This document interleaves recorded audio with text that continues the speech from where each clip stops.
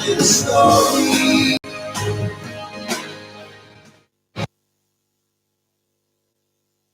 Both sides of the story. We always need to hear both sides of the story. Both sides of the story. Time now for both sides of the story on Power 106 FM. We will not take sides, but we listen to your side. Join us as we explore the issues, present the facts, speak with the experts, and as always, listen to both sides. What's your story? Tell us on both sides of the story. 922-4112, 922-4113, 922-4114, and 922-4115. You can listen to both sides of the story on the Gleaner's website, www.go-jamaica.com, on your mobile phones at tunein.com or nobex.com, or by dialing 832-551-5045 or 213-493-0133 in the USA. If you're in the UK, you can dial 020-3519-0145, and in Germany, 051-180-904044. Our email address is bothsides106@live.com, and you can join us on Facebook, follow us on Twitter, or link us up on Skype. We look forward to receiving your instant messages on MSN or Yahoo, and your text messages on 365-3346. Remember, we have 2 ears and 1 mouth, so we can listen twice as much as we speak. So stay with us as we listen to both sides of the story. Both sides of the story. Both sides of the story. Both sides of the story. Both sides of the story.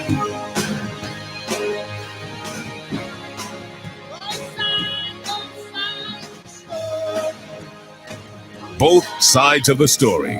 We always need to hear both sides of the story. Both sides of the story.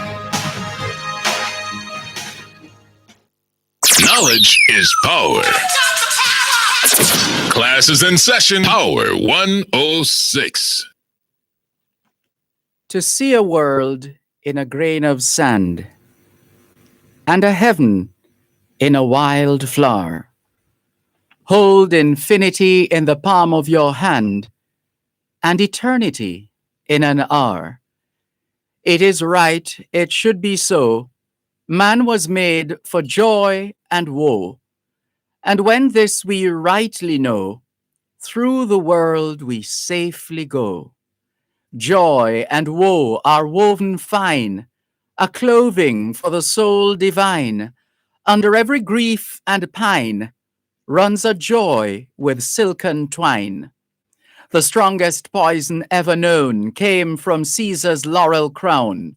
Naught can deform the human race, like to the armor's iron brace. Every night and every morn, some to misery are born. Every morn and every night, some are born to sweet delight. Some are born to sweet delight. Some are born to endless night. God appears and God is light to those poor souls who dwell in night, but does a human form display to those who dwell in realms of day.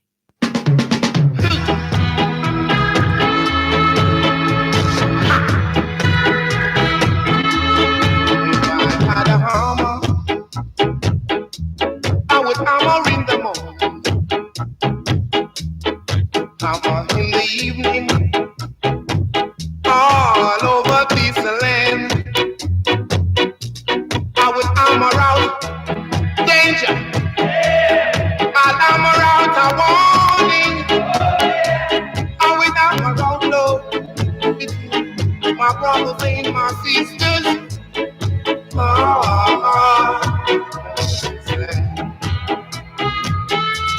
If I had a bed, I would keep in the morning, in the evening, all over this land. I think loud danger. think loud a warning. I will think loud low between my brothers and my sisters. If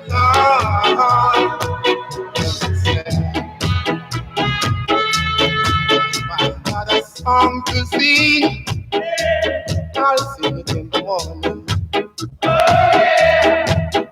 sing it in the evening, all over this land.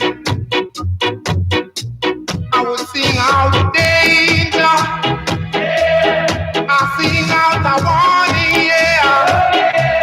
I will sing out love between my brothers and my sisters.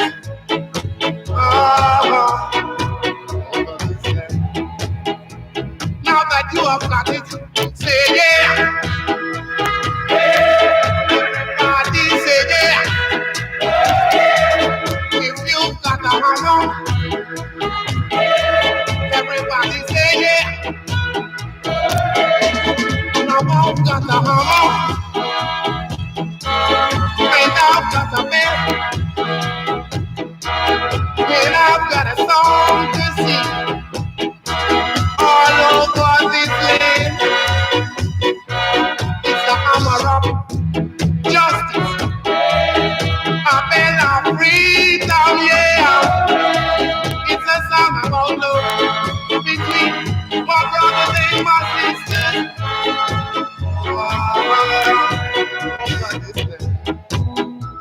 So everybody say yeah.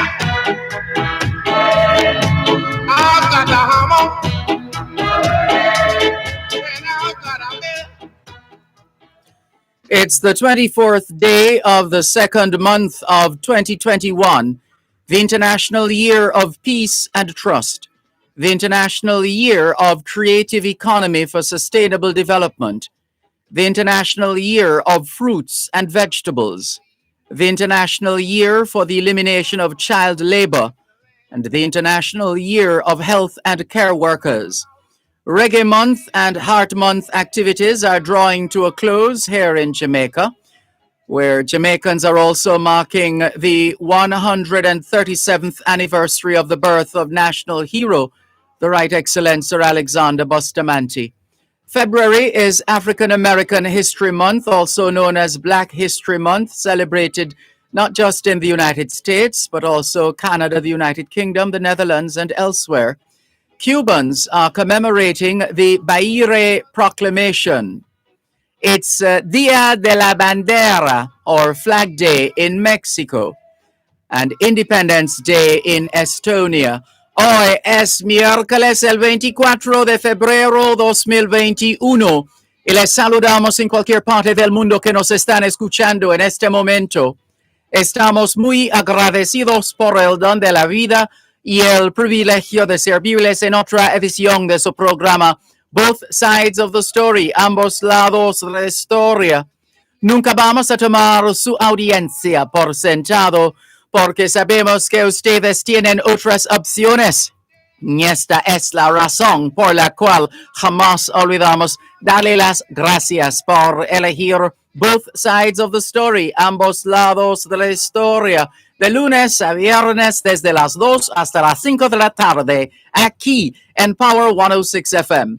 La misión continúa para educar, capacitar, iluminar y estimular el espíritu empresarial.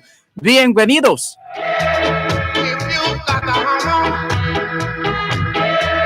everybody say yeah. C'est mercredi le 24 février 2021 et nous vous saluons tous qui nous écoutez où que vous soyez dans le monde. Nous sommes reconnaissants du don de la vie ainsi que du privilège d'être à votre service pour une nouvelle édition de votre programme Both Sides of the Story, le pour et le contre.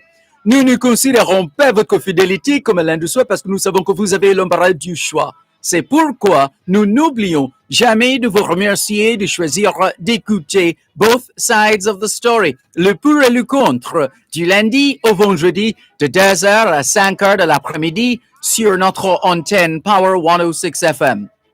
Nous continuons notre mission d'éduquer, d'habiliter, d'éclairer et d'encourager l'esprit d'entreprise.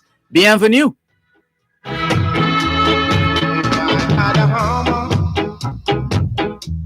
I would hammer in the morning. All we're saying is it's Wednesday, the 24th of February, 2021, and we greet you well wherever in the world you are listening to us right now.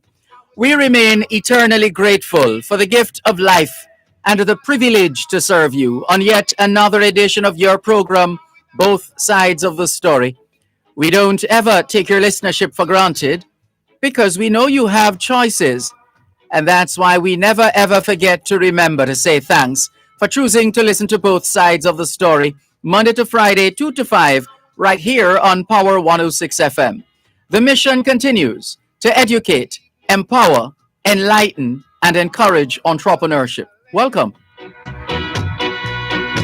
think loud danger. Good afternoon to those of you listening to us on 106.1, 106.3, 106.5, 106.7, and 106.9. From Moran Point to Negril Point, from the Goat Islands to Galena Point, this is Power 106 FM, serving Jamaica and the diaspora. Hello to those tuned in via the Power 106 FM app, which you would have downloaded from the App Store or the Google Play Store, depending on the nature of your device. Downloading is free, listening is free, whenever, wherever. We acknowledge those who have logged on to the Gleaners website, go-jamaica.com. Subscribers to onespotmedia.com also have access to both sides of the story in particular and Power 106 FM in general. There are two designated numbers you can dial to listen to Power 106 FM. One of those numbers is assigned to the United States and the other, the United Kingdom. If you're in the United States and you wish to dial a number to listen to Power 106 FM, your number is 631-359-8281. 631-359-8281. And if you're in the United Kingdom and you wish to dial a number to listen to Power 106 FM, you can call 0330-606-0953, 0330-606-0953. We thank you for your continued listenership and support here on your program, Both Sides of the Story. The numbers to call 876-922-4112, 876-922-4113, 876-922-4114, and 876-922-4115. The text line is the same as the WhatsApp number, which means you can not only send us your text messages, but also your WhatsApp messages, your voice notes, and you can call us via WhatsApp. In fact, there are some people who dial the WhatsApp line, which is the same as the text line, as if it were a straight line to the studios of Power 106 FM. That number is 876-365-3346, 876-365-3346. And we're all over social media. We're streaming live video on the Dervan Malcolm Facebook page. If you're not there yet, log on to Facebook. In the search box atop the page, type Dervan Malcolm, and you'll be able to not just hear, but see what's happening in the studios of Power 106 FM. If you're not on Facebook or any other social media platform, but you love to go to YouTube to watch videos and listen to music, you can go to YouTube and you'll find us there as well. If you're not seeing this video trending now, when you go to YouTube, type Dervan Malcolm in the search box and you'll be able to find us. More in a moment.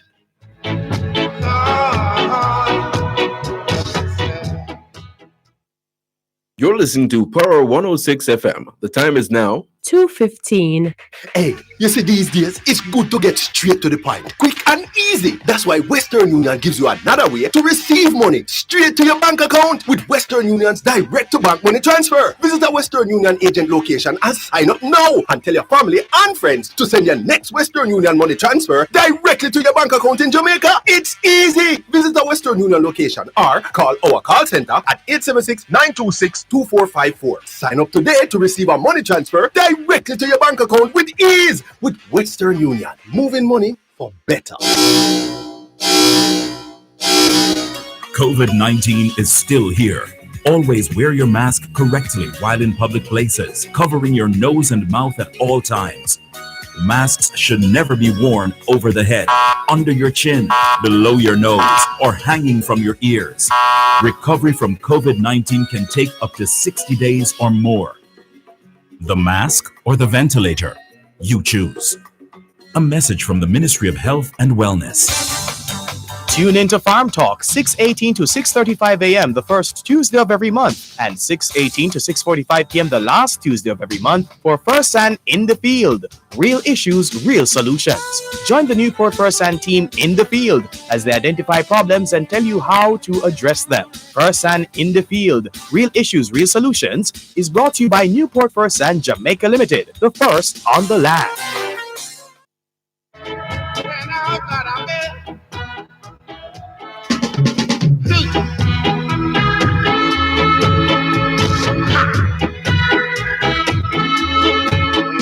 Had a hammer, I would hammer in the morning, hammer in the evening, all over this land.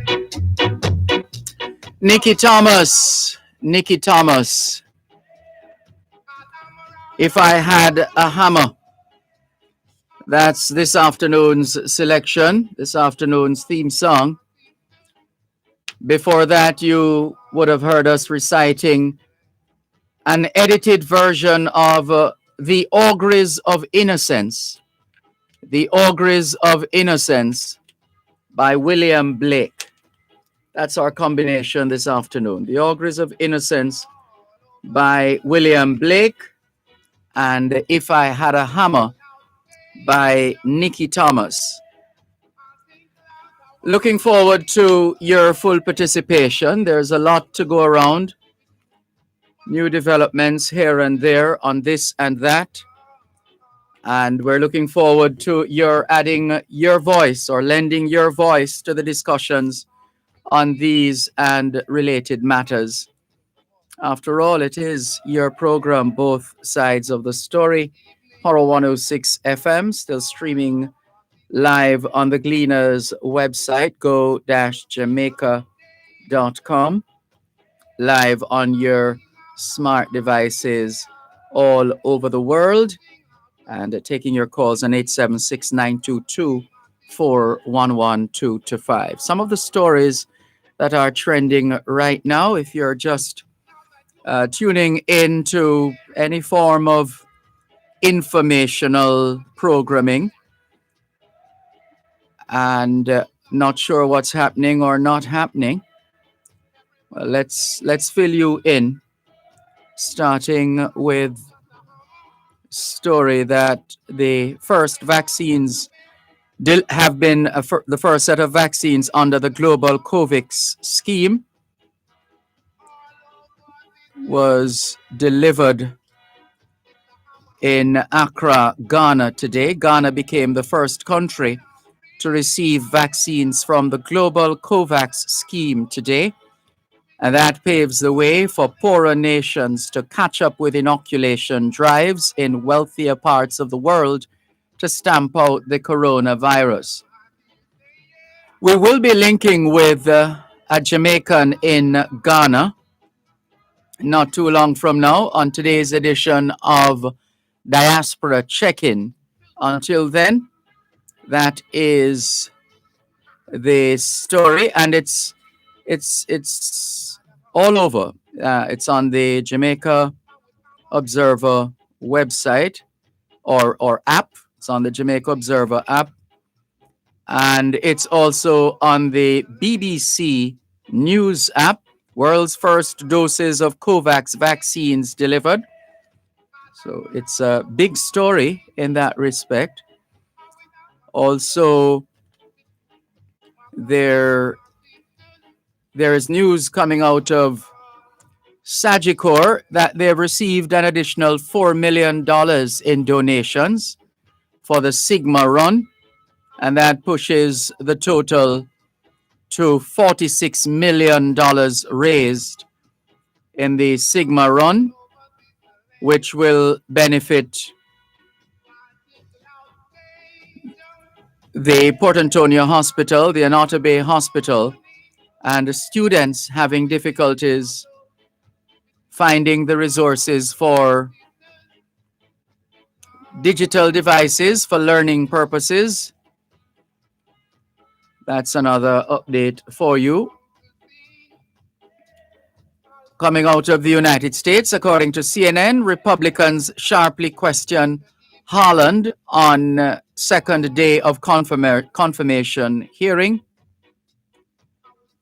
And the story is that Republican Deb Haaland, I beg your pardon, Representative Deb Haaland, President Joe Biden's nominee to be Interior Secretary, defended her record during Senate confirmation hearings as Republicans grilled her over past statements and painted her as a partisan and liberal.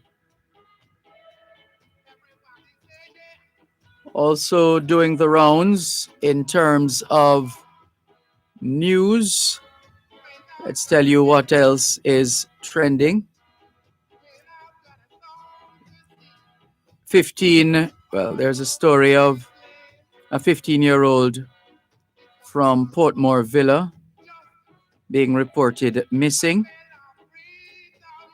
An Ananda alert has been activated for 15-year-old Kimberly Smith, a student of Portmore Villa, Gregory Park in St. Catherine, who's been missing since last week, Wednesday, the 17th of February. She's of dark complexion, slim build, and about 5 feet 9 inches tall. The Caymanas police are reporting that Kimberly was last seen at home about 2:30 p.m. wearing a blue and white merino and white skirt. She has not been heard from since. Anyone knowing Kimberly's whereabouts is being asked to contact the Caymanas police at 876-988-1719. That's 876-988-1719. Police 119 emergency number or the nearest police station.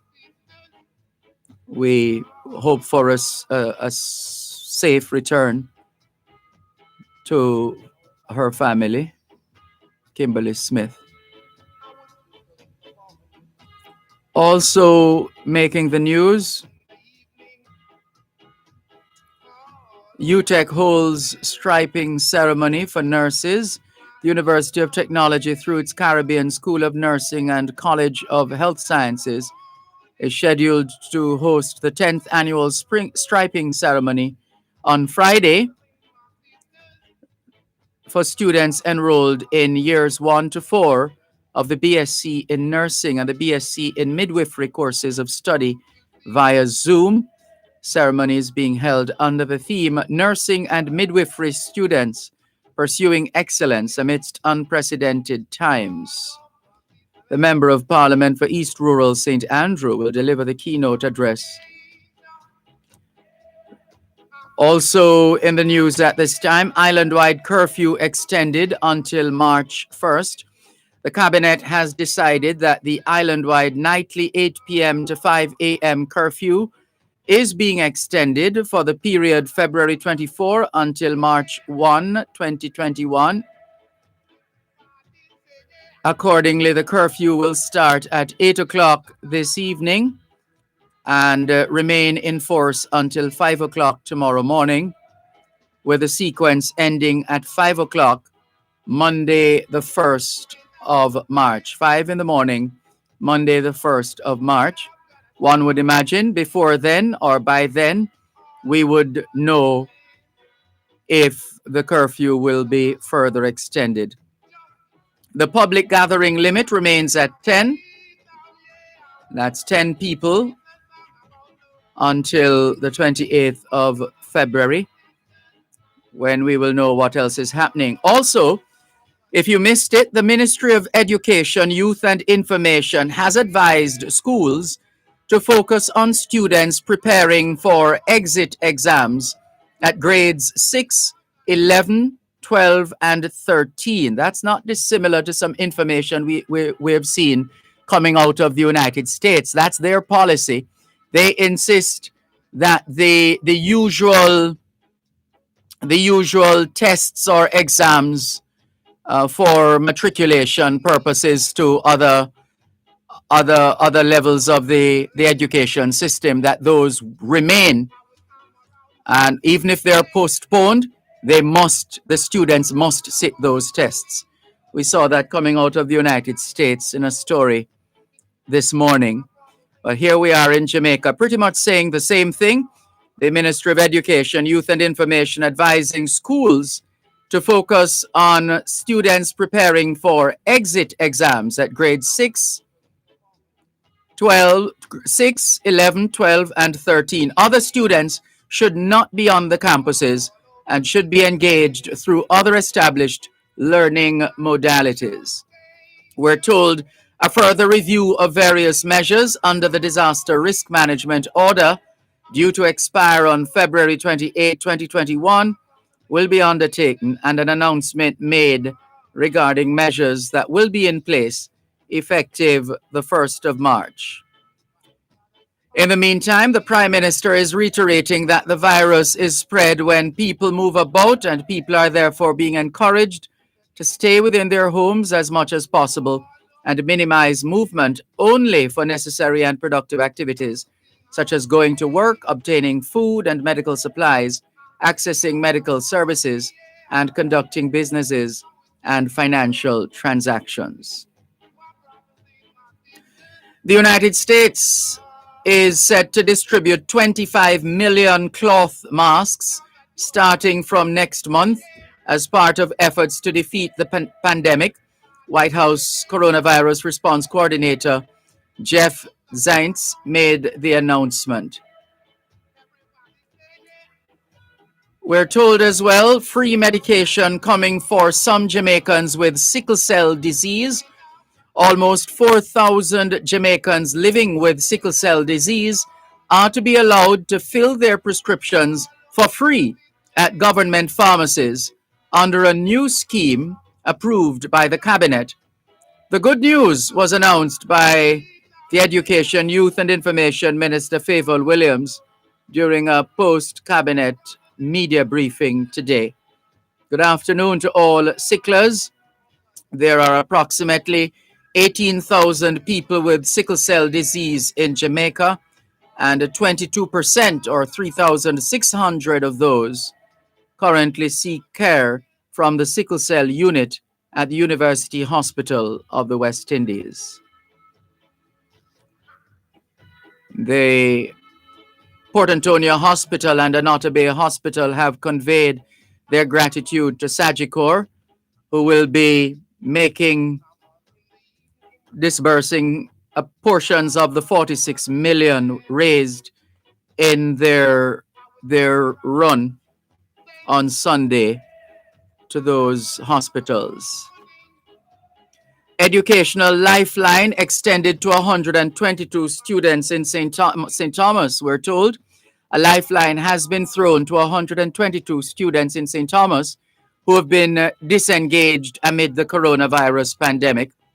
The Jamaica Council of Churches, JCC, is partnering with the Ministry of Education, the Jamaica Manufacturers and Exporters Association, and some local churches to facilitate special training for these students, some of whom have been out of school since last year, March. That's what we're talking about. That's the spirit, that's the energy, that's the approach. We need all hands on deck to help our children to continue the learning experience. You're listening to Power 106 FM. The time is now 2:30. Hello, Jamaica. I am Death. Thank you for the great job sending me so many souls. Pedestrians, please continue staring at your phones while on the road, walking on the left when there's no sidewalk, and wearing dark colors at night. You've exceeded my expectations and my quota. Ward off death. Obey the road code. A message from the Road Safety Unit. It's time to rethink what you knew about business. It's time to rethink what your plans were 3 months ago. Time to rethink what your business is worth, what brand you are, your market share. Forget about how you feel. Rethink it all. Open your mind to new possibilities. Because in the midst of chaos, opportunities do exist. Let us help you find the answers. Exim Bank cares. Exim cares about your business. Exim cares about you. Listen to the story of the Jamaican diaspora on Diaspora Check-In every Wednesday at 4:30 p.m. during both sides of the story with host Dervan Malcolm, the story of Jamaicans at home and abroad. That's Diaspora Check-In every Wednesday during both sides of the story, brought to you by GK Western Union. Receive money directly into your bank account today.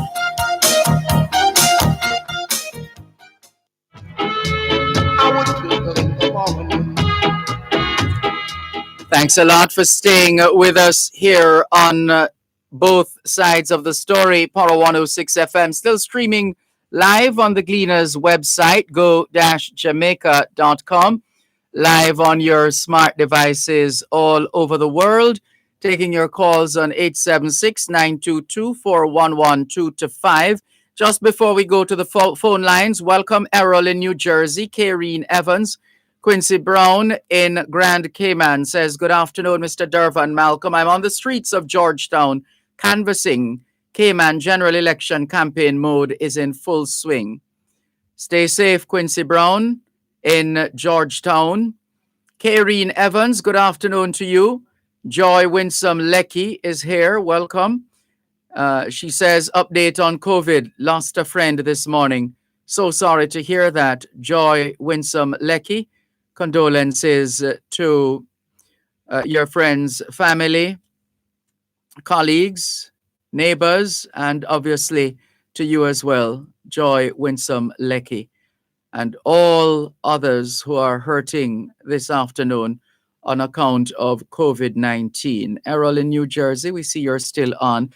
We have quite a number of messages which we'll take in a moment. Where did that come from? We have an intervening sound on our console. Let's get rid of that. There we go. And go to the phone lines, 876-922-4112-5. Hello, good afternoon. Thanks for calling. Teacher, good afternoon. Good afternoon. How you doing, man? Giving thanks for life. And you? I am doing the same. Good. I'm caught between a rock and a hard place. Sorry to hear that.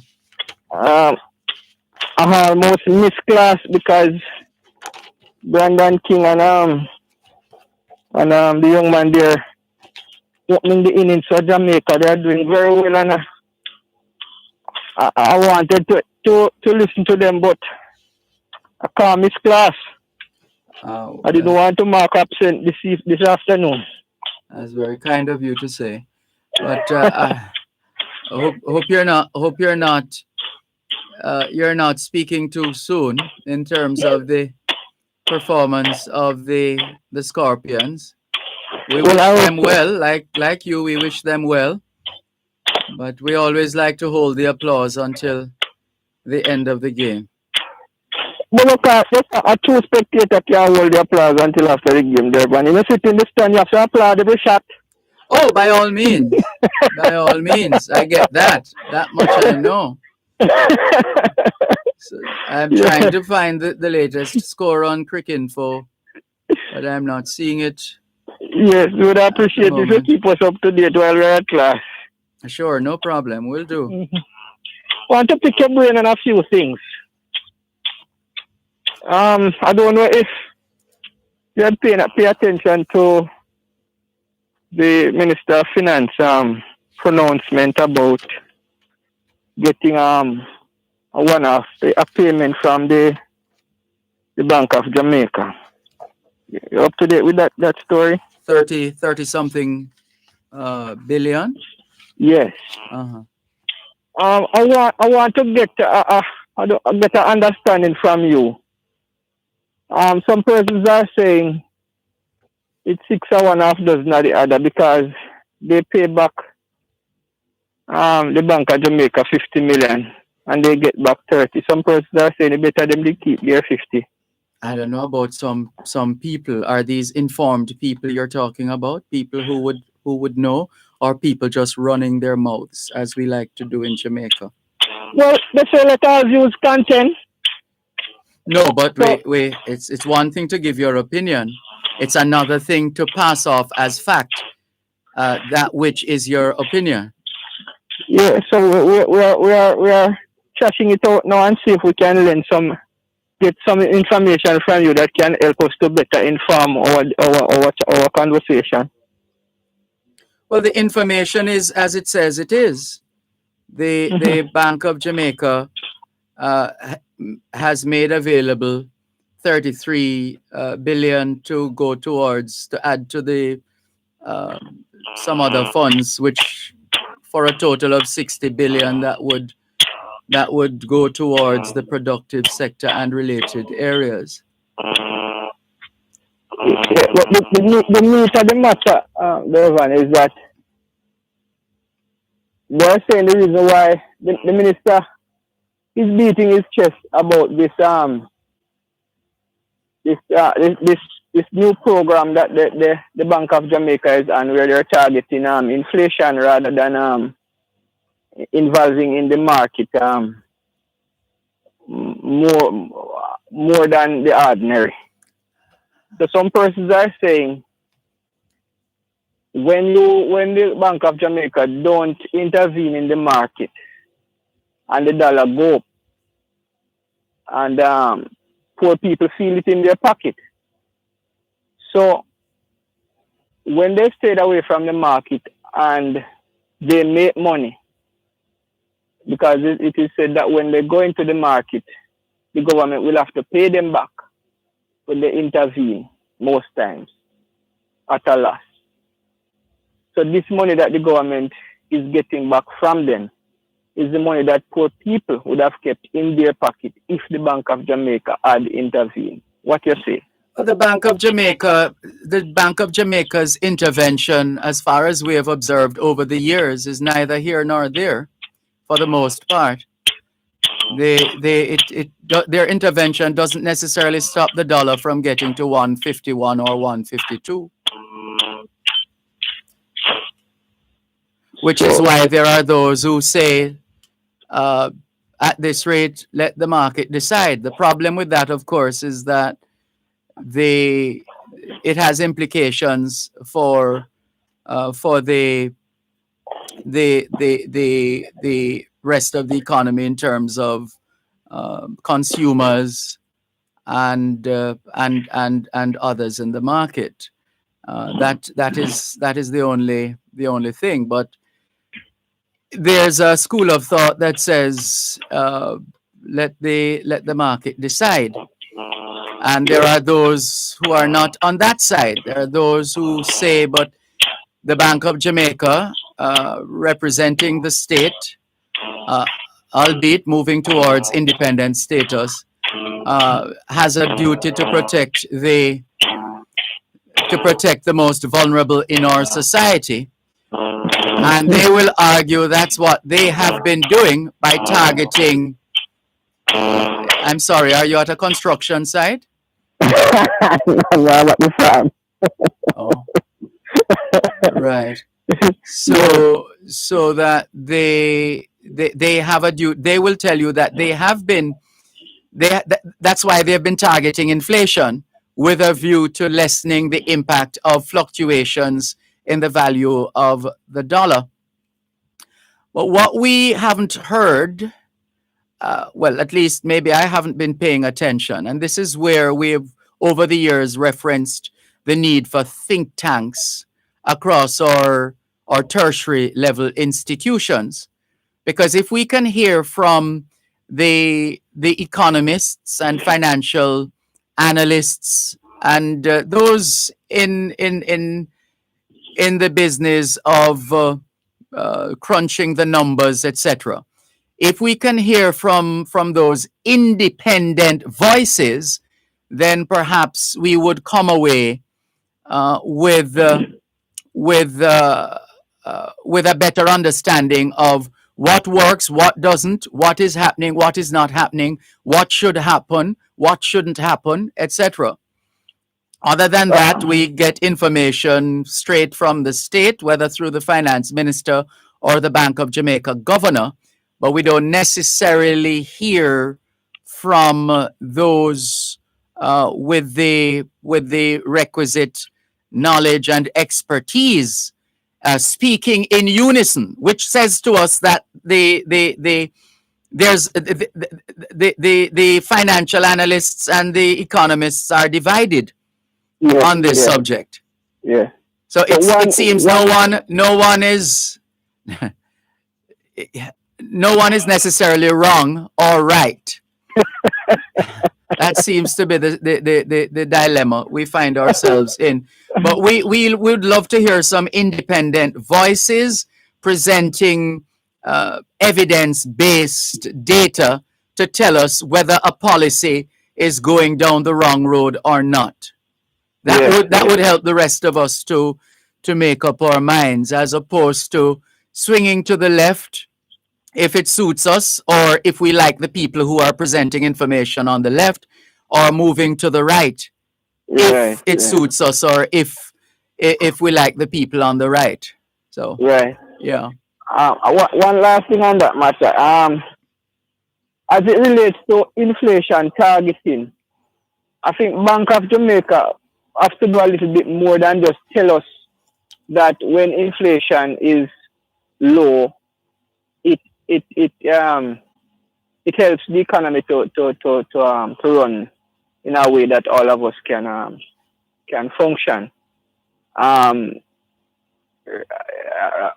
of telling us that there's a basket of items that they use to measure inflation, we need to understand what exactly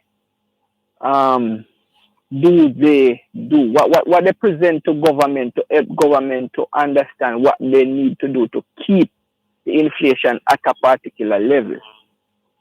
I don't think I've gotten that from all the ads that they are running.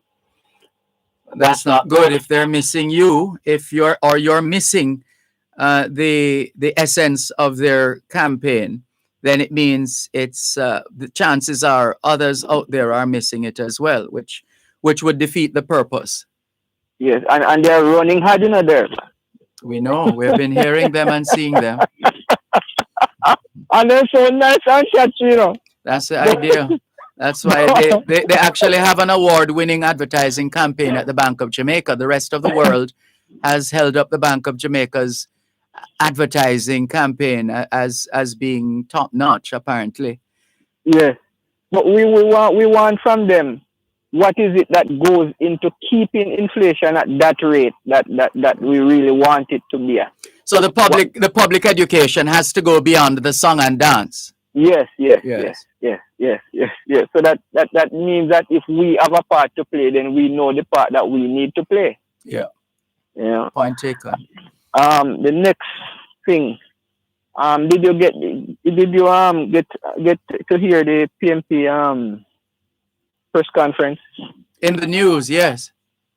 One thing stood out for me, or stick out that. Can you tell us that one thing after the break, please? Okay. I was seeing how the days You're listening to Power 106 FM. The time is now 2:45. Bashco time. All the things that you need. Bashco. When prices so low, you will never need a loan at Bashco. Tell it at Bashco. Where you shopping? Appliances, houseware, furniture, and rugs, gifts and linens and glass and mugs at Bashco. Where you shopping? At Bashco. Tell them. Whether they not or so, they got the east and the west. Put them all over, they must be the best at Bashco. Where you shopping? At Bashco. Again. At Bashco. At Bashco. At Bashco. The store that gives you more. Technology Plus Company Limited offers a wide range of residential and commercial gate openers with battery backup. Call Technology Plus Company Limited 876-926-6997 and reduce the security risk and exposure at your gate. Having problems with your existing gate opener? They will repair any brand. Call Technology Plus, Jamaica's gate opener specialist, at 876-926-6997 for free estimates island-wide. Email techplus@cwjamaica.com. Both sides of the story.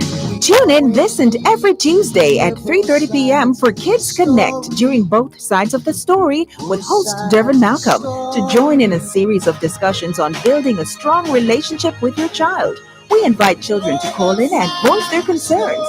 This broadcast is brought to you by the Child Protection and Family Services Agency, CPFSA. Every child deserves protection. Biomed Pharmacy, Margins Pharmacy, Cumberland Medical, and Lock Safe and Vault. That's a live broadcast of Kids Connect during Both Sides of the Story with host Dervan Malcolm at 3:30 p.m. this and every Tuesday right here on Power 106 FM. My brothers and my sisters.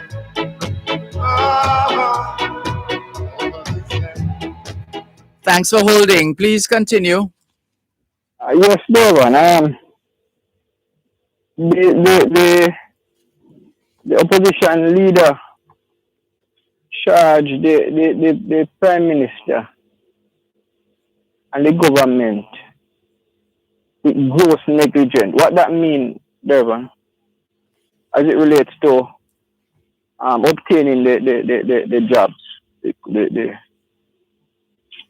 They're essentially saying the government has failed miserably, or on account of not giving due care and regard to the magnitude of the vaccine rollout and all that comes with that.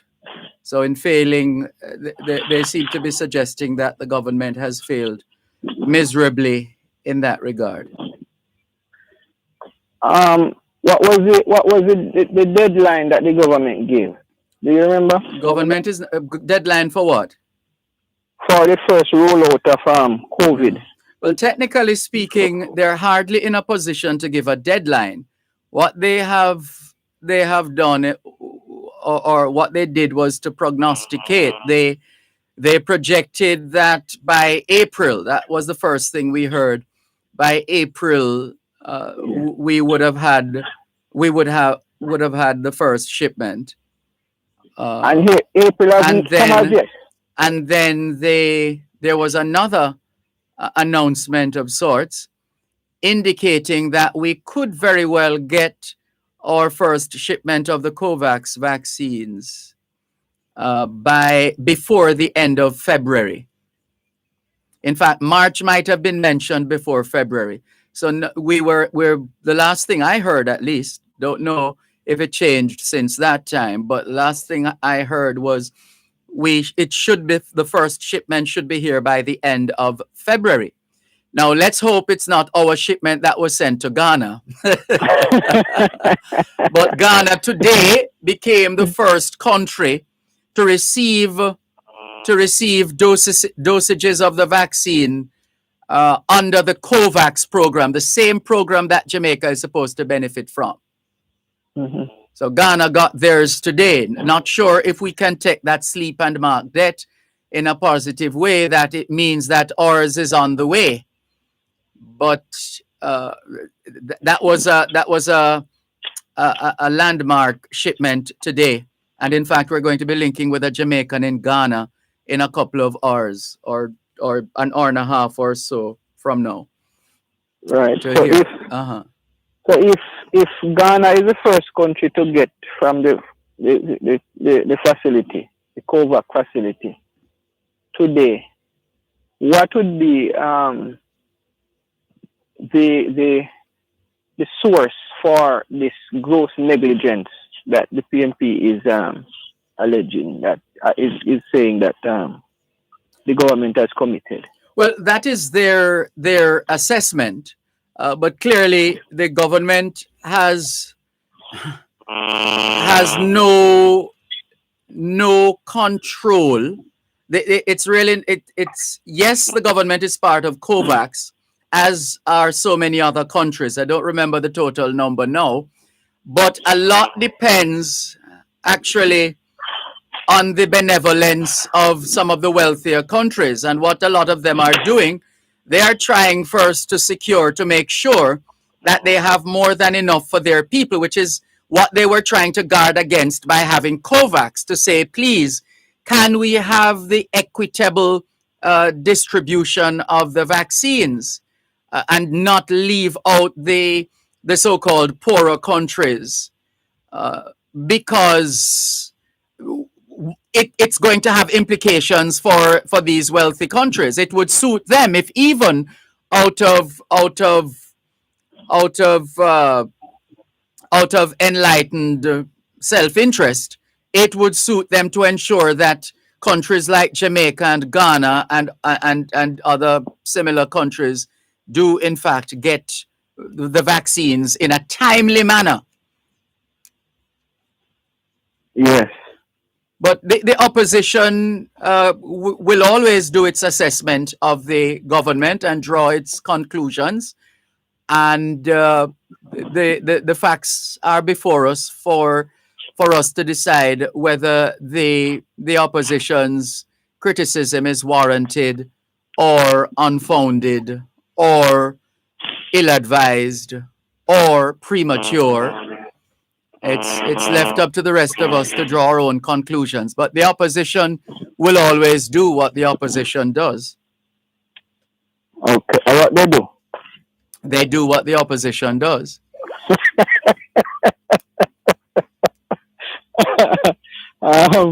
Yeah, I really, because I want to ensure that I don't pour scorn on anything that has value.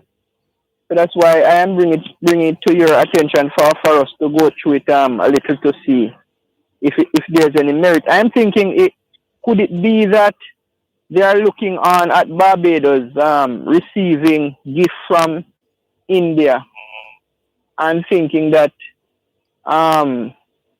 Jamaica should be a little higher in the pecking order as it relates to our foreign affairs and relationship with other countries, that we should be able to get some benevolence.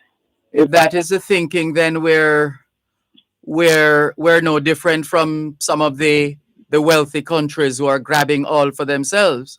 If we think we should have primacy of position, I heard an interview with Howard Mitchell this morning, where he was making a distinction between what is referred to as vaccine diplomacy as opposed to the actual rolling out of the vaccine, so that there are countries out of the goodness of their heart and their benevolence and to just a show of support and encouragement for the developing world, who have presented relatively small shipments of vaccines to these countries. One such country engaged in that kind of exercise is India. Yeah. And so there's a difference there. It's not necessarily, or they're on the coattails of the motherland, like the UK and the USA in relation to a couple of territories in the region. So don't we see ourselves, Dervan, as being close to those mother countries? So we should get a little something here or there. Yeah, well, that's the arrangement. This was actually well thought out but perhaps the execution is a little behind, because from the get-go they recognized that some countries would be at a disadvantage, hence this agreement. And those it's not only poor countries who are under the COVAX arrangement. That wouldn't make sense, because the what's the expression? I was just thinking of the 10 Cannots by Reverend J.H. Boydka. We can't help the poor by tearing down the rich, and something like that. But in other words, we need each other. We need each other. And so they're both rich and poor countries under the COVAX program. which is aimed at making the vaccine distribution as equitable and timely as possible. Whether that has succeeded so far remains to be seen.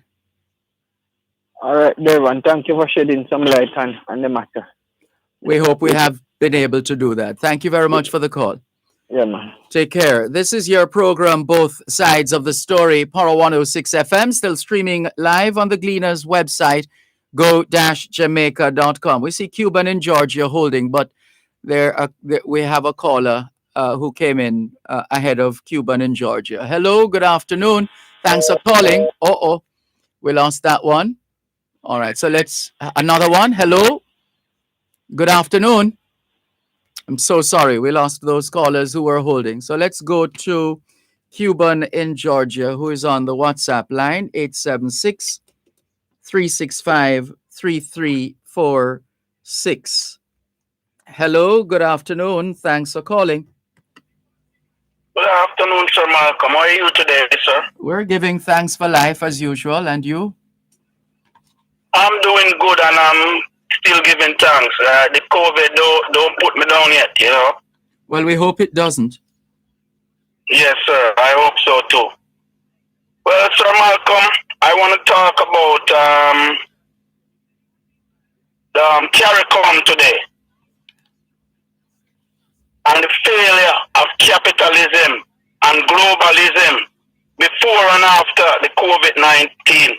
And we haven't seen no response from the capitalists and the globalists who are pushing these ideas on us. So we need to get some straight argument from them because they haven't provided any help, any assistance. And even before the pandemic, Sir Malcolm, people were working 6 and 7 days a week. And when the pandemic hit, they did not know money in their bank account because of the situation, the systemic situation of this global policy. Next thing I want to move on, Sir Malcolm, the extortion in St. Thomas there. I hear the extortion. Wonder if you could ease up off the volume button a bit so that we can hear you clearly. Oh, it kind of, okay. That's better? Yes, go ahead, please. That's better? Yes. Yes, the extortion is in St. Thomas. And how could the government encouraging this kind of behavior from the extortionists? How is the government encouraging that? Well, if they, how is the government encouraging extortion? No, I'm saying if the government need to find them because this is a threat to the state. It is a threat to the state. And if the government can have the infrastructure program put in for the betterment of Jamaica and extortionists want to stop it, we have to sniff them out and find them wherever is, Sir Malcolm. Well, we are told that the police continue to investigate and monitor and engage in some kind of surveillance. Some people afraid to talk, Mr. Malcolm, but the police them know who's the criminal and the gunman them in the area. But some people afraid to talk. Or them go get them do a shoot off or kick off. We wonder why the police would be afraid to talk. If the politician, if they are in the politician pocket, and if they know this member of parliament is in the constituency, and it's his men them, he's not going to try to challenge the member of parliament, top men them. He's going to stand down. And this is this thing we want to cut out of the police force. The police must act according to law, wherever, whenever, and however. Well, the police, like any other group of people, would be free to support whichever political party they so desire. But obviously, in the execution of their duties, we expect them to be impartial and professional. We don't in this instance in St. Thomas, we have no evidence that says that aligns with what you have been putting forward. Well, What I'm saying is, people in the area know these criminals. It's not like nobody don't know. It's not like somebody come out of the darkness or come from a UFO come and leave the paper with the contractors. Well, a plague on the houses of those who know and are harboring these individuals. A plague on their houses. Criminals, so Malcolm, they are criminals. They're not nobody. They're not contributing to society. You understand? And we're not supporting those kind of things. They're not working and paying taxes to the government. One moment, please. They're not doing. One yes, moment. sir. All over this land, I will sing out danger. I sing out a warning. You're listening to Power 106 FM. The time is now approaching 2 minutes past 3 o'clock. The Ministry of Industry, Investment and Commerce presents MIIC Live on both sides of the story with Dervan Malcolm every first and third Thursday at 3:30 p.m. to 4 p.m.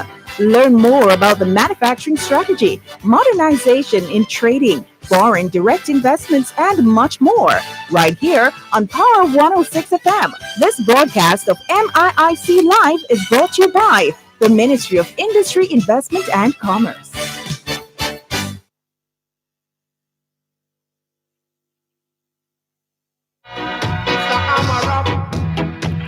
Thanks a lot for staying with us here on your program, Both Sides of the Story, Power 106 FM, still streaming live on the Gleaners website, go-jamaica.com. Yes, thanks for holding. Go ahead, please. Yes, sir. So these criminals, they are not contributing to sports. They're not contributing to education. They're not contributing to agriculture. What are they contributing to, sir? We cannot afford to have these people around the country and the government don't know what to do about them.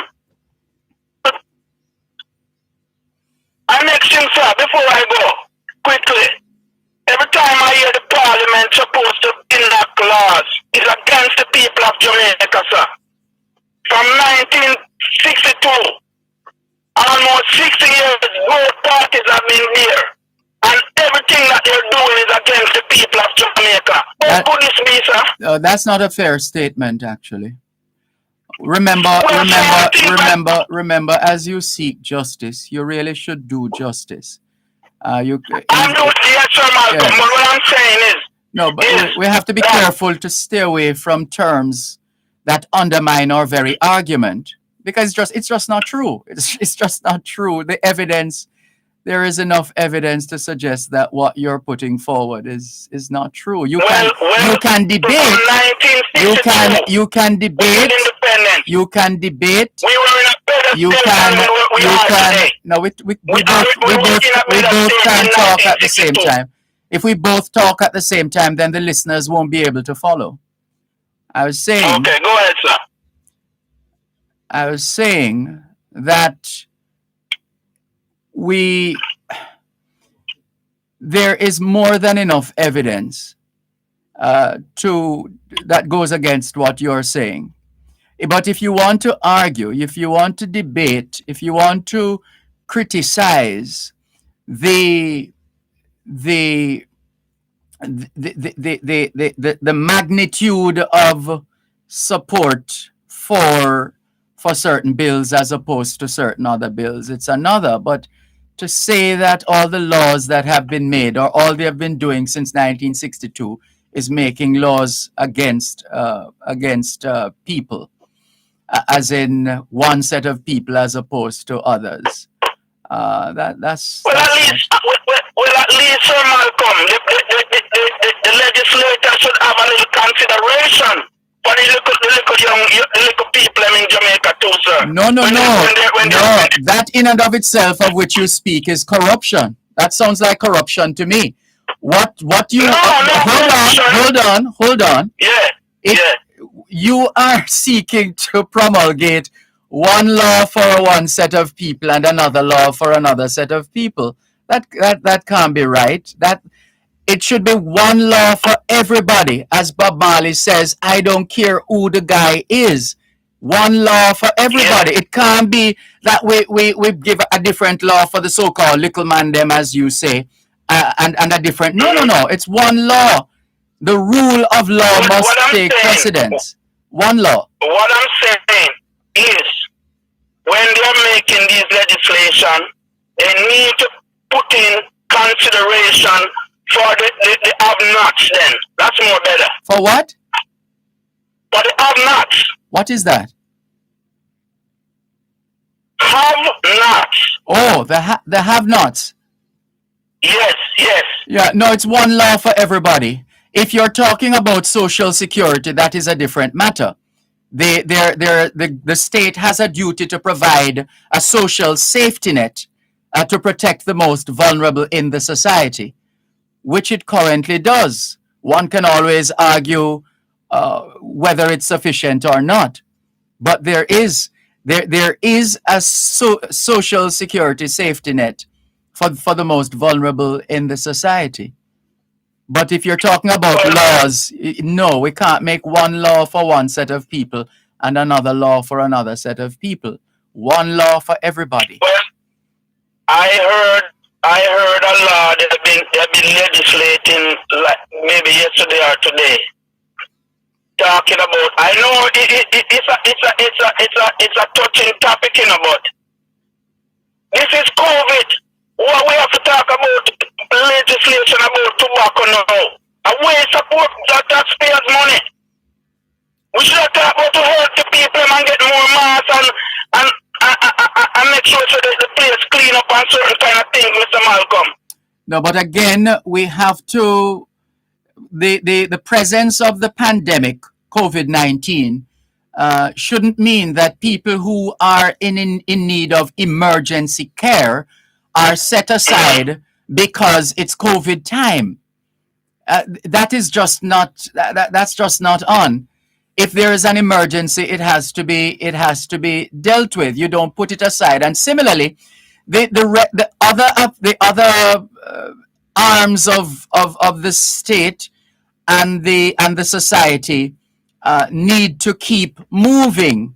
They need to keep moving. We can't just put everything aside to say, all right, let's just focus on COVID-19, because there are other things that have to be done simultaneously. That's just the fact of life.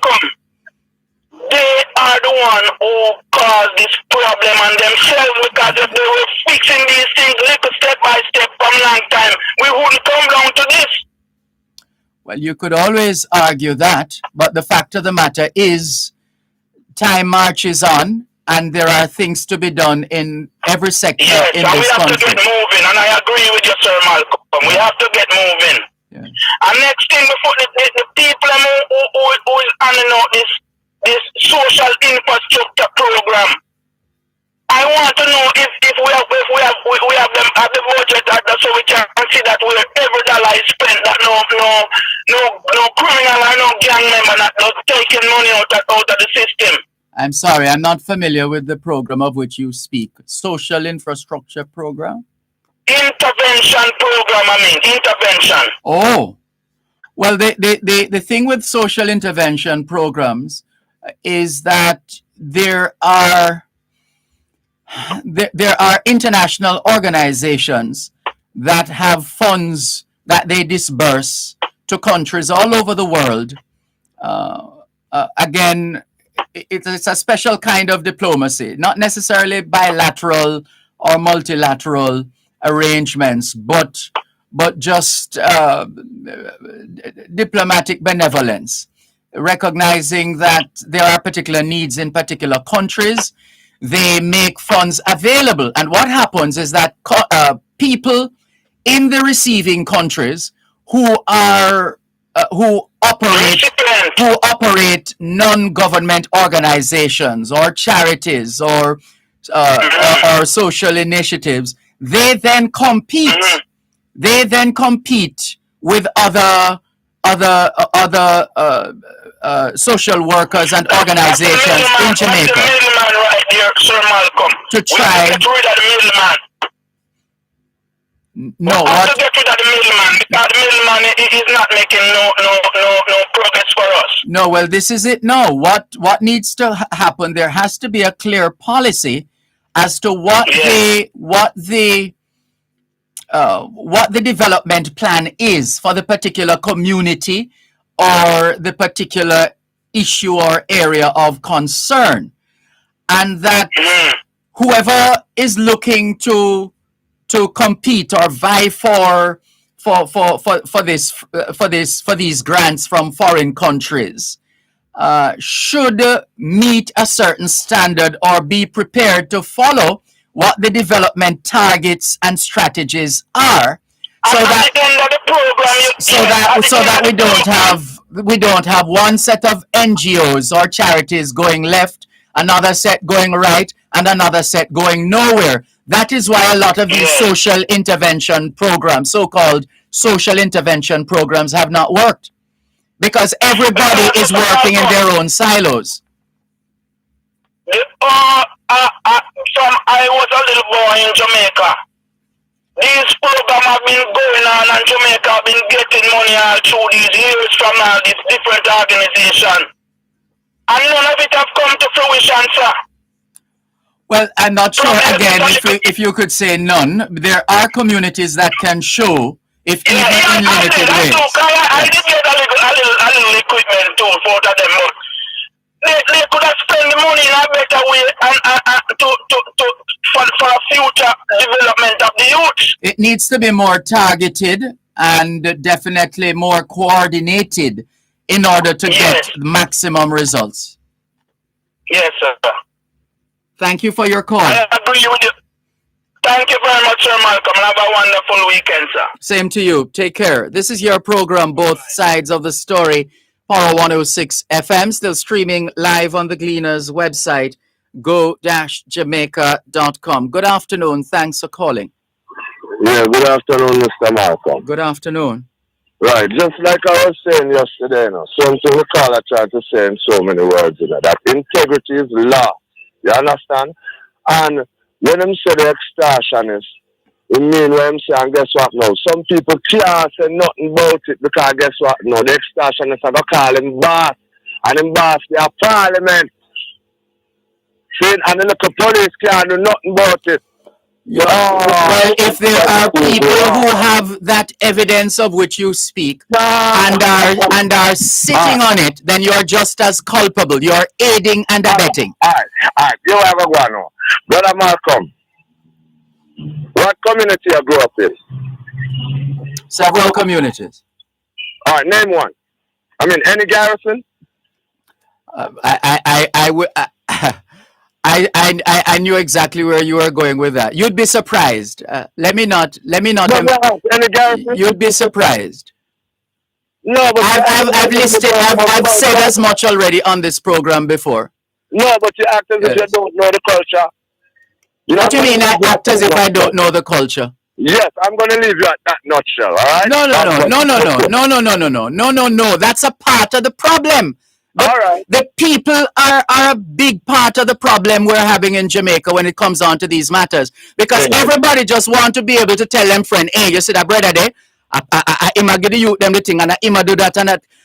And to send it on and send out voice notes and all these things. But nobody wants to really make the decisions, the conscious decisions that are going to bring us the change that we want to see in this country. Everybody, as we say in Jamaica, the whole of we are back. Everybody are back. Hold on, please. One moment.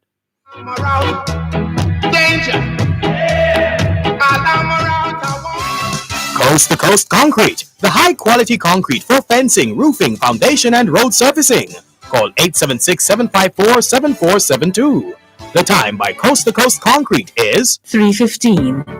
How can you make your business thrive in the new normal? By using the most powerful IT solutions from Digital Business Hub to optimize your business operations. High-speed Wi-Fi, mobile and office phones, IT security, Microsoft Office with Teams, and much more. Get Digicel Business Hub, world-class IT from just $399 USD a month for 5 users. Visit us today on www.digicelbusiness.com. Tune into Farm Talk 6:18 to 6:35 a.m. the first Tuesday of every month and 6:18 to 6:45 p.m. the last Tuesday of every month for First Hand in the Field. Real issues, real solutions. Join the Newport First Hand team in the field as they identify problems and tell you how to address them. First Hand in the Field. Real issues, real solutions is brought to you by Newport First Hand Jamaica Limited, the first on the land.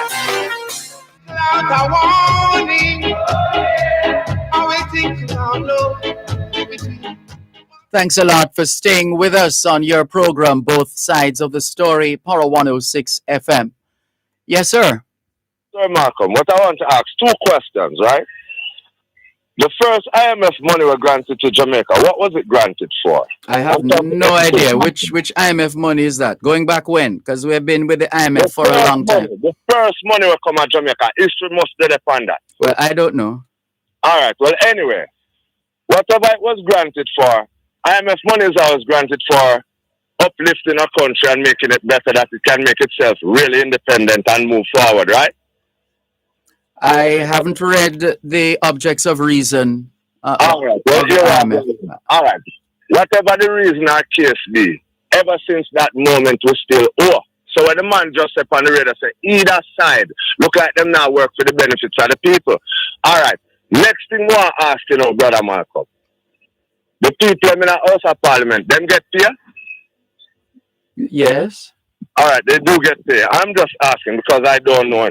Since this whole COVID thing and the people under strain and thing and not now going with the economy and thing, anybody take a pay cut? Again, when you use a term like nothing, that's just not true. Not much now going and if people can't. Well, you just threw in the word much. You just threw in the word much, which would be debatable. But to just say absolutely nothing. So you're suggesting that the parliamentarians take a pay cut? No, me ask if them take a pay cut. Me wonder if it go on. It go on? No, nobody has taken any pay cut. No, it show me how much them care about we. Because so much little youth there when now I get to go to school and sometimes I just go to school, make a teacher give me extra little lunch or little extra something or little something and I saw him survive. And some people there live for little and nothing and they need to pay attention. God bless you. Have a nice day, yeah? Thank you for the call. Take care. This is your program, Both Sides of the Story, Power 106 FM. Hello, good afternoon. Thanks for calling. Good afternoon, teacher. Good afternoon, Miss Mervis. Oh my God, help us, poor we. You know, that man say if anybody ever take a pay cut, it remind me when Mr. Golden take pay cut once, say rather a haircut than a pay cut.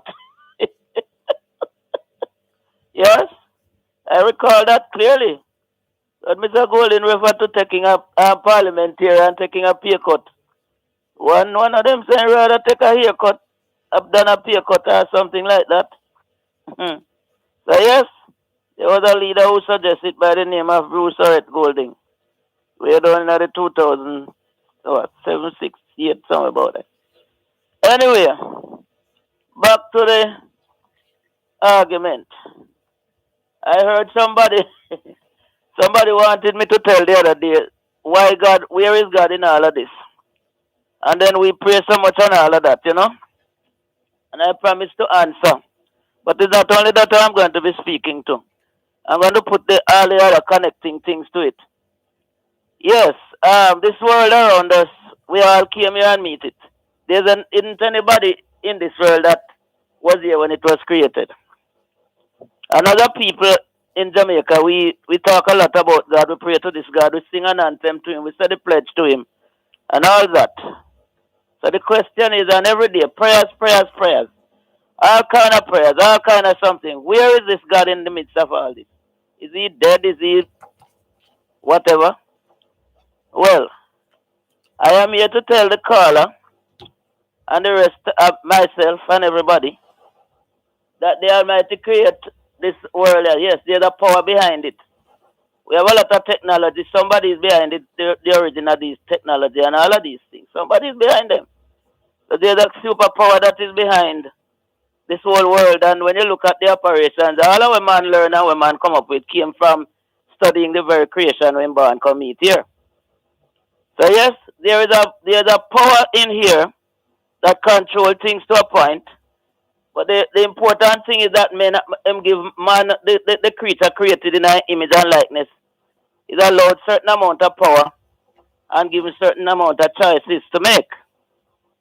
Mankind, human being determined. There are two kingdoms here. One kingdom of good, one kingdom of evil. One kingdom that's set for development and everything good for mankind. There's another undermining kingdom. And a kingdom is not just a one person like how some people think just God. Every time you hear Jesus speaking of the Bible, he said the kingdom of heaven is like unto. What is a kingdom? And if many of my fellow Christians not even realize how the kingdom of God is structured neither. There's a well-structured kingdom of evil that counterfeit the kingdom of righteousness. And its aim is to destroy. You see it? Mankind was given, God created certain, you know what is interesting? God gave man the authority to manage this massive earth where we did not create. But we cannot manage this massive earth without him. Where our little mental capacity stops, that is where that superpower needs to will come in. Because this earth is his and the fullness thereof. Now this other evil kingdom now was set up itself to destroy. There is a set of people out there who get linked, them get recruited to this evil kingdom. And they listen to these. You hear voices. If anybody tell me them not hear voices, well, me not think them alive. All of us hear some voices all the time. Things have to be done, and sometimes you hear one voice that tell you do this and one other one that tell you do that. Sometimes some of them definitely leading you into wickedness and want to tell you how to get away. Yes. We are all tempted and tried by that evil kingdom in one way or another. Yes? And we have to make up our mind which one of them we obey. So these guys are doing these kind of things. They are recruited by this evil kingdom. And you know him kill them conscience first thing. Give them a reason for doing what they're doing. The Bible said them conscience like burn out, like utter and burn them out. So them not no feeling, them do these things. And you know one day I remember saying something to Mr. Perkins and he said, oh, you get this done? I said, somebody, them born babies in a world not know nothing. Somebody pull them, park them, influence them into these things they're doing, you know. In the same way other people have their children and they talk good things into them, influence them, do certain things to them, getting them to do what is right. There's another kingdom out there. You see? We find some idiots to influence, to do all the negative things and give them all the good reason why them should do it, to kill them content so they continue to do it. This King of Kings, when name God is in charge of everything, but we have choices to make. No, what I cannot understand is just recently the Our Father prayer, no, not the Our Father prayer, sorry. When Peter cut off the ears, oh yes, the Our Father prayer said, thy kingdom come on earth. Thy will be done on earth as it is in heaven. That's the prayer that Jesus taught. Thy kingdom come and thy will be done. Where is the will and the kingdom of God down here? We do everything to follow another kingdom. Not we, some people. Where does all of this leave us at 3:25 this afternoon here in Jamaica and the rest of the world, Miss Mervis? No, I'm going to that another point. Here's another situation where this Peter, where we're told to get a sword. The sword cut off the servant of the high priest ears. Right? And when him done, Jesus tell him to put up the sword. He that fight with the sword shall do what? Perish with the sword. Now we got some people fighting with the with the sword, but don't want to perish with it. Don't think they should perish with the sword. There's a lot of scripture in the Bible where we read contrary, Yeah, but and the way how we deal with these, the crime and the criminals, it's like too often it seems as if we are very sympathetic with the criminals and not very much with the victims of the crime. We don't set the situation so them can feel real messy. It's like everybody, them democratic right, them constitutional right, them this, that. It's as if some people don't have any at all, they have no constitutional right, and they have no right to be alive. You just get up, walk around killing people. Eh? Then when you don't, the Bible says forgive a person 70 times 7, yes. But when you don't kill a man, I won't forgive you. Eh? The Bible also says, therefore, I think whatsoever you would, that men should do to you, do even so to them. But this is the law and the prophet. The Bible also says, blessed is the man that walketh not in the counsel of the ungodly, nor standeth in the way of sinners. So some of these things that we're talking only like it's fueling people to do wrong, like them not have no responsibility to do right. We have to be careful how we quote this Bible. God created him world and him put some things in place a man live. You know, me used to wonder why God have them draconian type of punishment in the Old Testament. Me often wonder until when we come up here, so now me realize that with all that draconian something, man still do wrong. It wasn't put there to punish. The law is not there to punish. The law is put there to stop you from hurting other people. And to conclude, Ms. Mervis? Eh? And to conclude? So we need to realize that we have to come up, all of us, you see.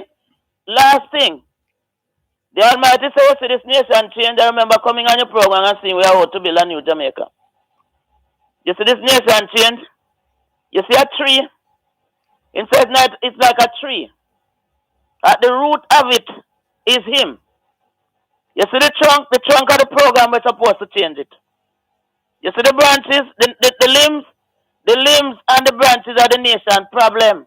The limbs and the branches, like you have a certain kind of situation like the crime and other things connected to that.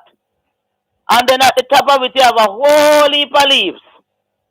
You know what the leaves them supposed to do? Combine our effort from Negro Point to Moran Point and beyond to change the situation in here. As long as we sit over and ball government, police, and them people that is like these criminal things when I'm ready them get you to change the commissioners, you know. May I watch them. Them do everything for get you to change commissioners every minute. Now you look when them little children there where them ever use a where them get gone. And my fellow Jamaicans who are in the diaspora, the guns are coming from up there. What can be done up there to prevent the guns from coming down here? Because they're coming from up there. Same issues for decades in Jamaica, Miss Mervis. So we need. So I'm not sure what more can be said. You've said all that you have said before, over and over again over these years. Right, and it is not taken serious. And we're still at that point. No, because you can talk your head off. But will people accept what is being said, Dervan? Will people accept what is being said? Because a long time I tell you, if you don't fix education and fix agriculture for years down the road, nothing is going to stay right here. Little things make big things. Well, we hope you will accept the fact that we need to take a break now and wrap. Thank you very much, Miss Mervis. All the best.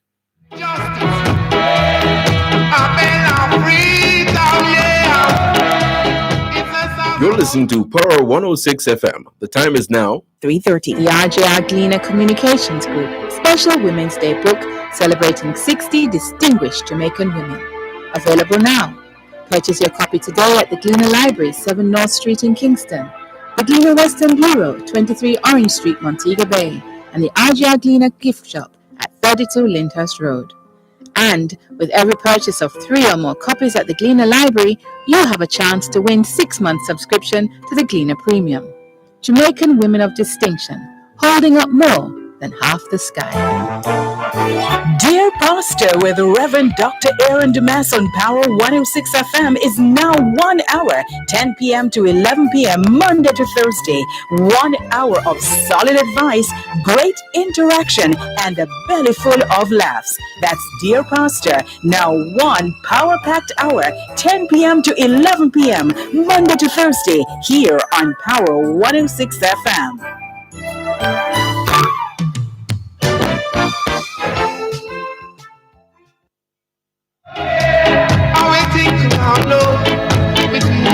My brothers and my sisters.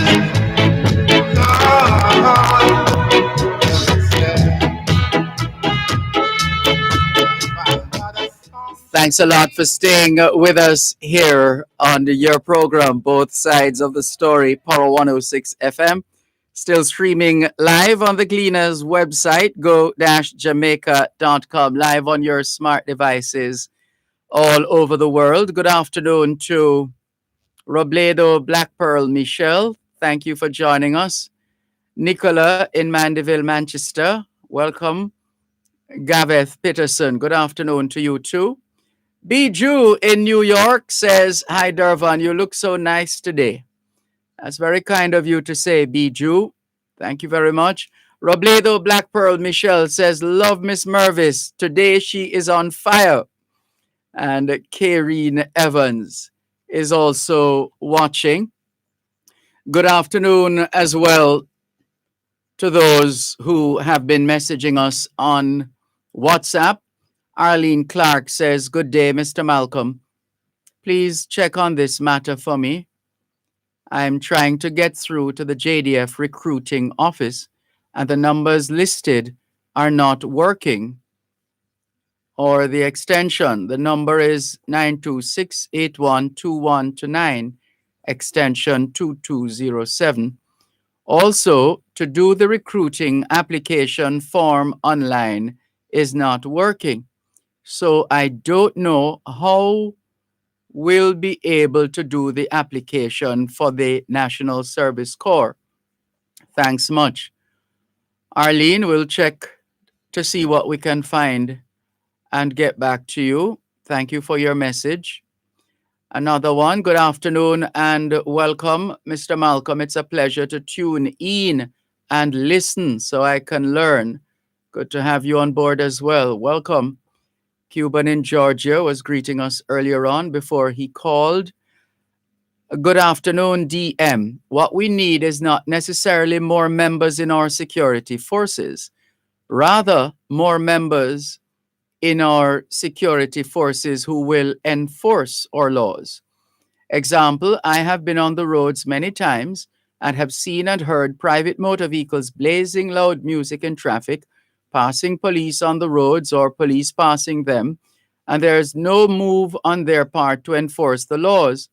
Is it that the Noise Abatement Act doesn't apply to private motorists?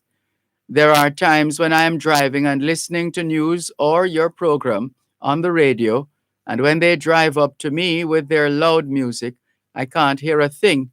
I hope the police will look into enforcing this law." It's just basic respect or lack thereof for our fellow human beings, a disregard for the philosophy that people are free to do whatever they want to do. People are free to be whatever they want to be, as long as that freedom does not infringe on another person's freedom. And we breach that code ever so often, every single second of every single day in this country.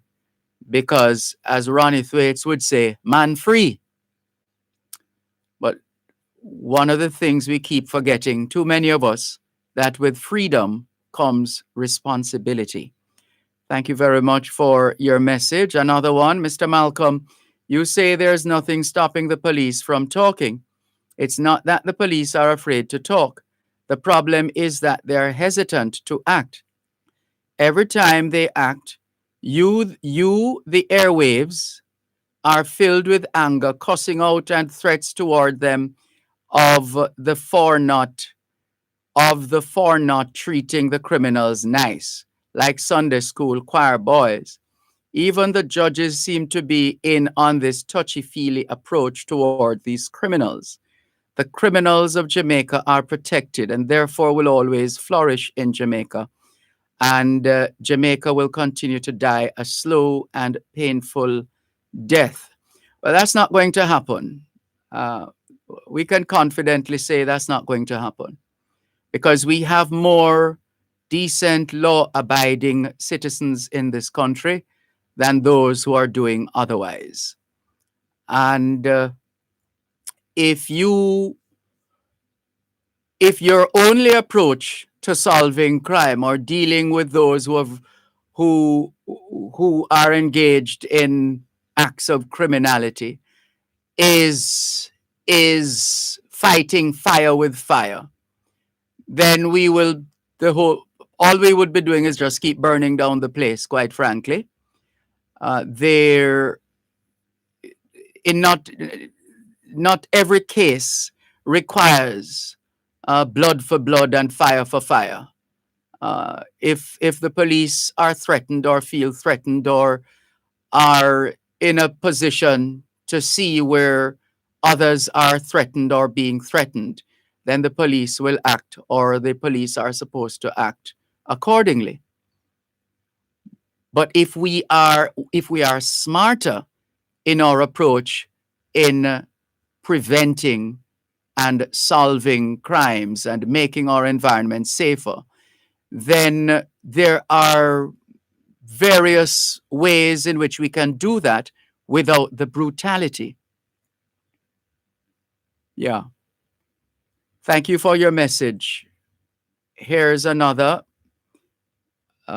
Good afternoon, Mr. Dervan. I'm now in Kansas City, and the time here is 1:50 in the afternoon, getting my load now and taking it to Grant Street, Thornton, Colorado. Mr. Dervan, can you please say hello to Uncle Ratcliffe Lewis? Daddy Bigger Roy, hello to you. Bobo, bless and love in Highgate, St. Mary, and big up to St. Mary, love always. Mr. Dervan, you done already know that your big up is different and special. Large up yourself, Mr. Dervan. Love you always, Mr. Dervan. God bless you and all yours. Thank you for your warm greeting from Kansas City, Lloyd.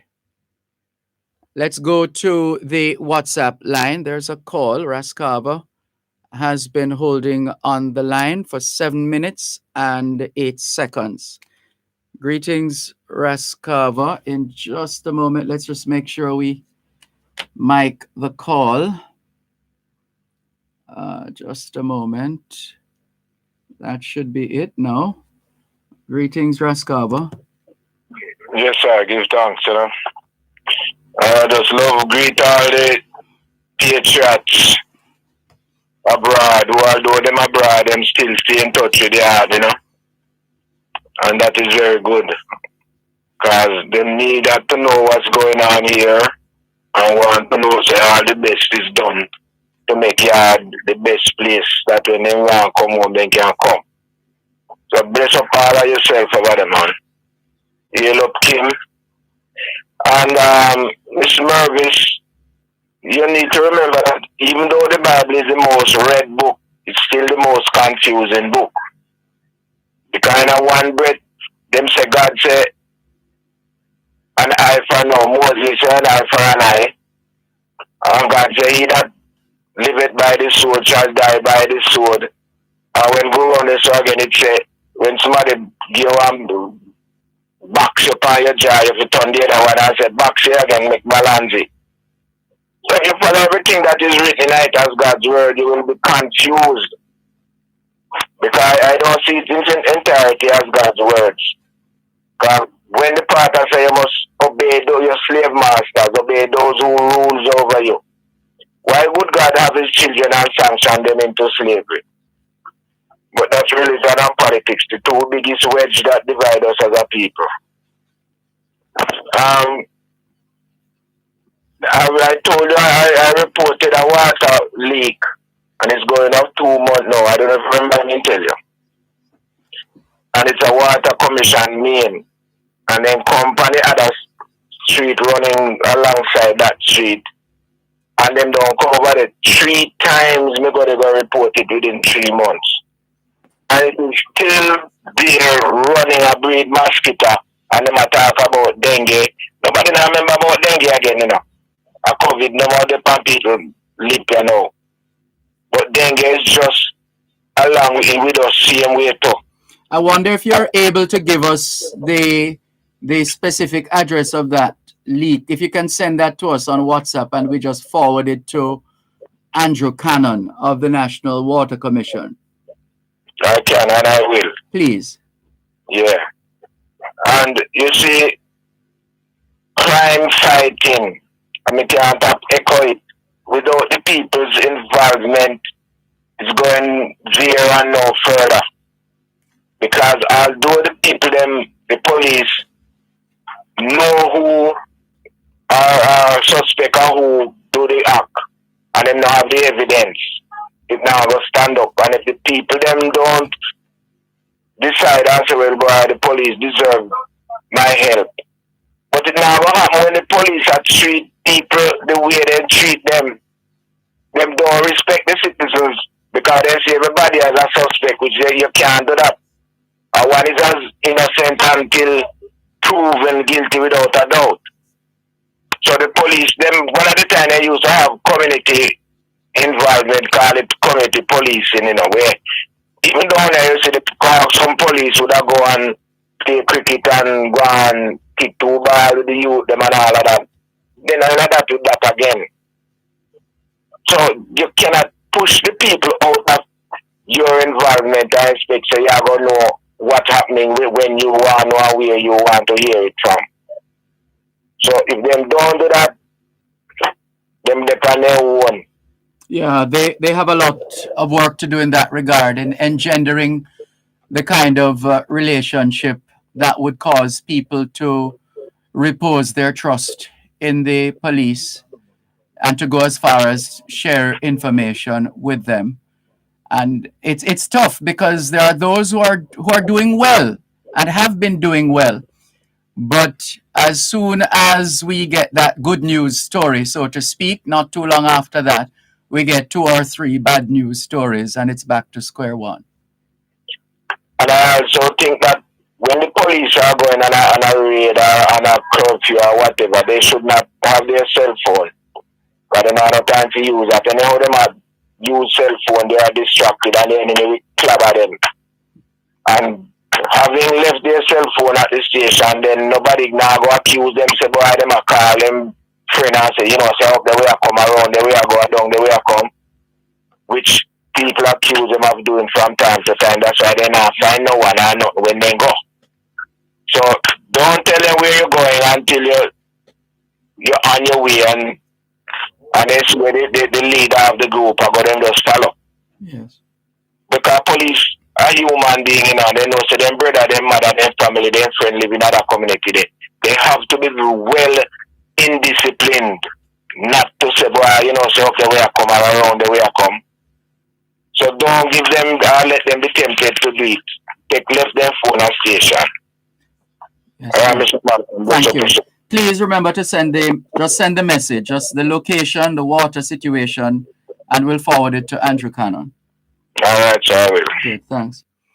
This is your program, Both Sides of the Story, Power 106 FM, still streaming live on the Gleaners website, go-jamaica.com. We're close to the break, so hold on just before we take another call. A message or two to take us to the break. Driver in America says, auguries of innocence, poignant poetry as always, Brother Dervan. If only as your theme song for today you had a hammer to fix what it is saying to the national consciousness. Please wheel and come again with another recitation. Thank you for your message, Cuban in Georgia. Had a hammer, I would hammer in the morning, hammer in the evening, all over this land. You're listening to Power 106 FM. The time is now 3:45. Listen to the story of the Jamaican diaspora on Diaspora Check-In every Wednesday at 4:30 p.m. during both sides of the story with host Dervan Malcolm, the story of Jamaicans at home and abroad. That's Diaspora Check-In every Wednesday during both sides of the story, brought to you by GK Western Union. Receive money directly into your bank account today.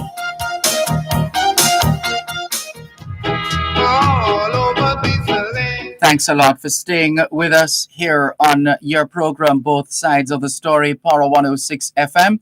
Good afternoon to Ricardo in Glengoff, St. Catherine, who is tuned in as usual. All the best. Let's go to the phone lines once again,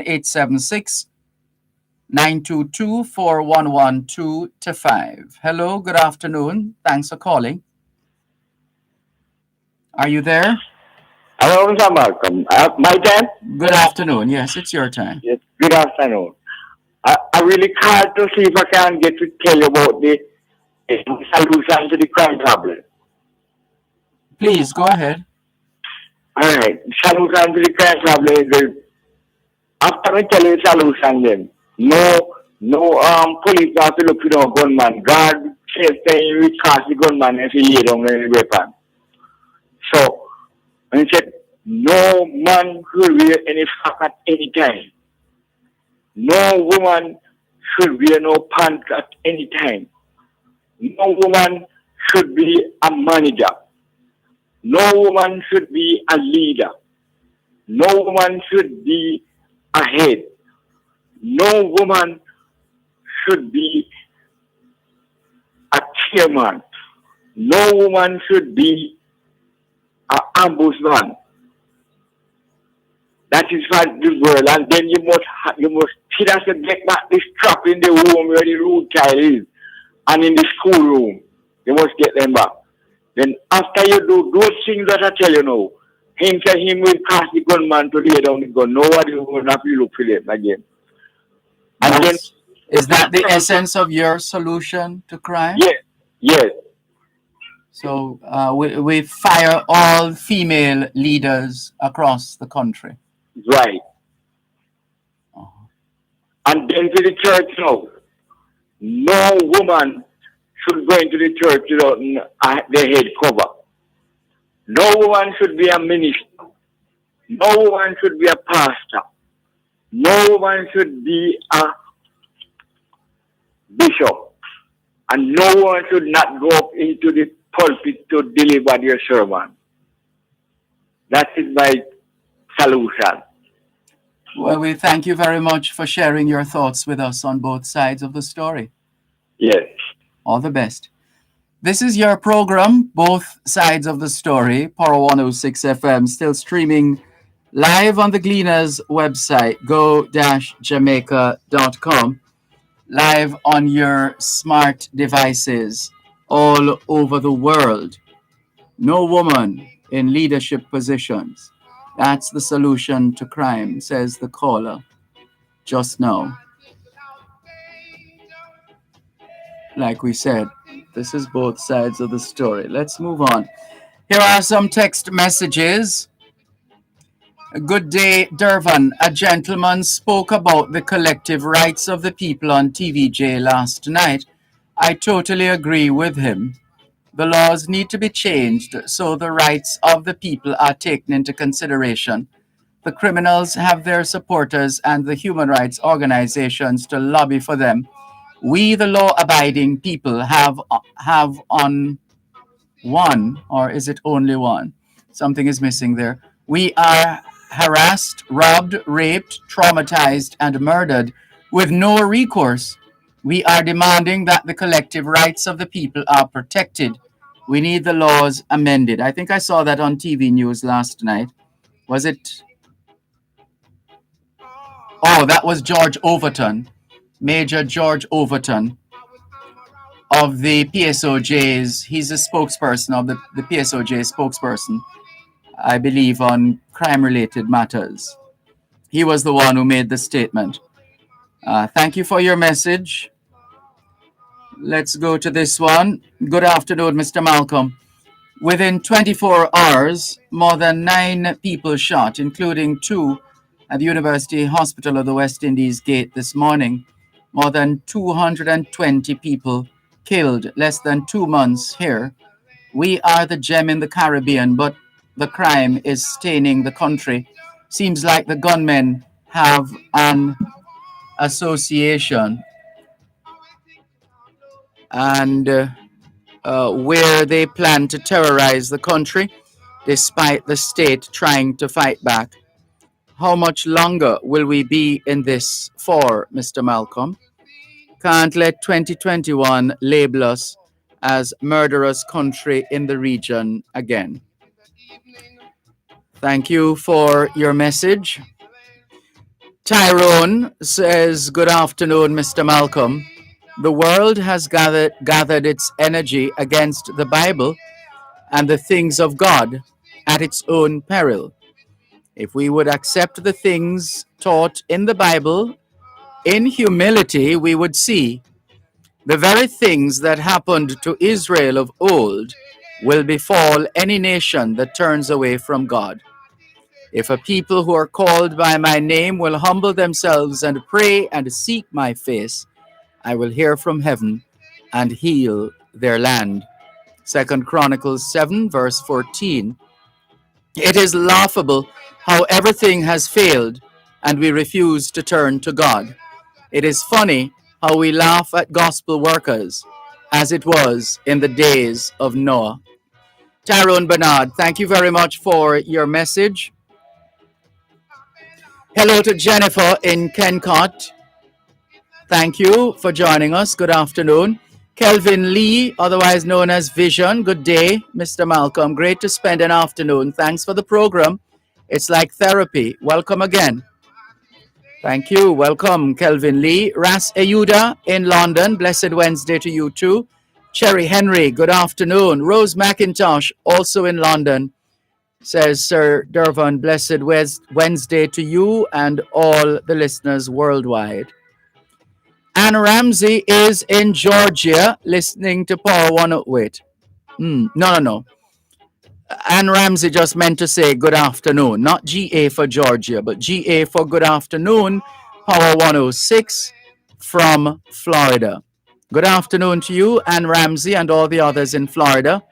Rose McIntosh says, Amen, in reference to Tyrone's message. Amen, Tyrone, blessings. To the phone lines once again, 876-922-4112-5. Hello, good afternoon. Thanks for calling. Good afternoon, Mr. Malcolm. Good afternoon. Yes, I'm the blind man who called you sometime last year, asking about some drums and things. If you remember, I called and when I told you that I never have trouble with water. Yes, I'm remembering now. St. Thomas. Yes, from 9 miles, Bull Bay. Bull Bay, yes, that side. Yes, right. But I never get through with the drum them still. Never get through with the drum them, but the water is back and everything. So we have water. Encouraging news. Yes. But what I really call you about, Mr. Malcolm, I think that man that is the last man that called, I think he's confused and misled. Because what he said that woman is not to be leaders and things. There are women leaders in the Bible. Right? There are women leaders in the Bible, and when God did send Moses to Israel to deliver Israel out of Egyptian bondage, Miriam was a leader. She was a leader, right?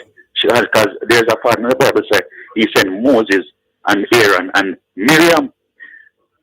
What the Bible says is that the woman is not to use her authority over the man, because it said that the man was first formed than the woman, right?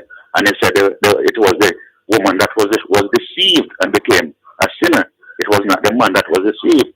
So it said that she's not to use her authority over the man. So women can be in authority, right? Because you have women leaders, and so I don't think God is partial. So I think he's wrong in what he said there. right? And I think him need to go check him facts again, right? Right? The other thing, Mr. Malcolm, I am a Christian, right? And so what I say as a Christian, right? The thing is that we are living in a world today, right, where you have all these things going on, crime and violence, all sorts of trouble taking place all over. You know, Jesus tells us about a time of trouble that is to come, such as never was since there was a nation, right? Right now, God have 4 angels, mighty and powerful angels, holding back the wind of warfare and strife, because God is in the business of sealing his people right now, right? We are now enjoying a time of probation, a probationary period that God has given unto every man, calling man to repent and turn to him. Because none of these things that are happening is not going to stop until the Lord Jesus comes. Yes, we have government to deal with things, because God put up government. But the thing is that the government is not the answer, and the government can do that much and no more, right? And I think sometimes what happens is that we're looking too much to the government to fix this and fix that, and you know the amount of consensus of crime even our government have, and things still is getting going on. But it is because, Mr. Malcolm, prophecy is being fulfilled. Prophecy is being fulfilled, and because the Lord is soon to come. The Lord is soon to come, and then so before him come, all of these things are going to take place. Yes, still, you know, means that our government and we must sit down and say, oh, Jesus soon comes, so we could just sit down and relax until he come. No, it means that we have to work same way, earnestly, and we pray and whatever and thing, and we get ourselves ready for the Lord. But the government is to come up with strategy to deal with what is going on in the country, because that is why they are there. Remember the Bible says, men hearts failing them for fear and for looking after those things which are coming up on the earth. So government has to do their part. We have to do our part. And if we don't come together, come and work with the government and the law enforcers, then this thing is not gonna be solved, Mr. Malcolm. We're going to have this to a death, because we come to crime and we're going to die leaving crime behind, and the troubles that are here. Alright? So this is what I want to say, Mr. Malcolm. Now I'm going to take up much more time. Because I tell people, Jesus is coming soon, and it's time for them to repent and turn to him, turn to God from them sin, whatever the sins that they're coming with, them are lie and steal, rob, kill, whatsoever them are do. Jesus is coming soon, and he's going to come and give every man their reward. Those who are ready for heaven will be taken to heaven. Those who are not ready will be destroyed. So I hope that somebody out there take these few words and prepare themselves for the coming kingdom. Right? We are living. This is where we have Corona right now, and we don't know when this is going to end. But Mr. Malcolm, before I finish, let me just tell you of a dream that I had. You know, the 23rd of March last year, I was lying down on my bed. I never gone to bed yet, but me just lie down. You know, I got a vision. Seeing a dark cloud. And behind the dark cloud, I saw a white cloud. And there was a song that was in the back of my head as I was watching the cloud in the vision. Remember, me tell you I'm blind, but me still see my vision, still answer, right? And in the cloud, I heard the song says, lift up your heads, redemption draweth nigh. Right? That is the song I heard from start to finish, and it was my voice who was singing the song, you know. And the song was ringing out as I was watching the cloud in the vision. Right? And then I woke up, and one of my church sisters called me and said to me, Mr. Brother Robinson, because that is my name, Robinson, Rayan Robinson. Right? And she said, Brother Robinson. One moment, Brother Robinson. One moment, please.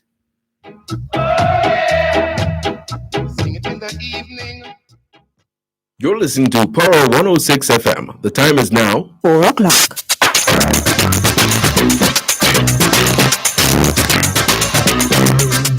Under the law. Know your rights and how the laws of Jamaica can help you defend those rights. Under the law. Brought to you today by the Firearm Licensing Authority, regulating with purpose, safety, and responsibility. The Firearm Licensing Authority wishes to remind all licensed firearm holders that full compliance with the Firearms Act and adherence to the policies and the procedures of the FLA are key in the continuance of being a licensed firearm holder. The safe use and handling of a firearm safety, accountability, and the annual renewal of the firearm license should be a part of a natural routine for the license holder. FLA, regulating with purpose, safety, and responsibility. I was rushing home, fix them dinner, you know. So talk fast. What is it this time? You're always in a rush. You can choose sometimes, you know. Your life too mix up, man. Cutie, if me never respect your opinion, I wouldn't ask you nothing, you know. You're my big sister. You should have glad for know me can ask you for advice. It's Peter. What your husband do you know? He not do me nothing. Him there foreign. So you celebrate Betty. Him firearm license expire next Monday. On his birthday. But him can't come back in time for renew it because of the COVID-19 restrictions. Okay then. So what am I gonna do? Is that I want to ask you? Let me call my friend Kenrick and hear what him say.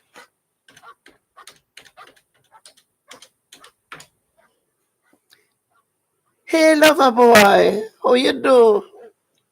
A friend of mine have a problem. Him gun license expire next Monday, but him there foreign and him can't come home for renew it. Him can't call the firearm license authority. Okay. I'll email them before the renewal date. All right. Thanks, man. Later. As simple as that?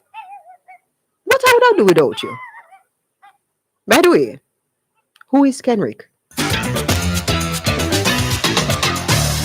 Whoever he is, he knows what he's talking about. Where a license is first granted during the period of 30 days immediately preceding the anniversary of the holder's birthday, the appropriate duty shall be deemed to apply to the period ending with the next succeeding anniversary of the birthday. Firearm holders who are facing challenges due to the effects of COVID-19 or restrictions associated with the pandemic must contact the authority before the renewal period for the FLA's consideration. That's how it is under the law. Brought to you today by the Firearm Licensing Authority, regulating with purpose, safety, and responsibility. Join us Wednesdays at 6:45 and 8:45 a.m. and at 4 and 9:25 p.m. on Power 106 FM for Under the Law.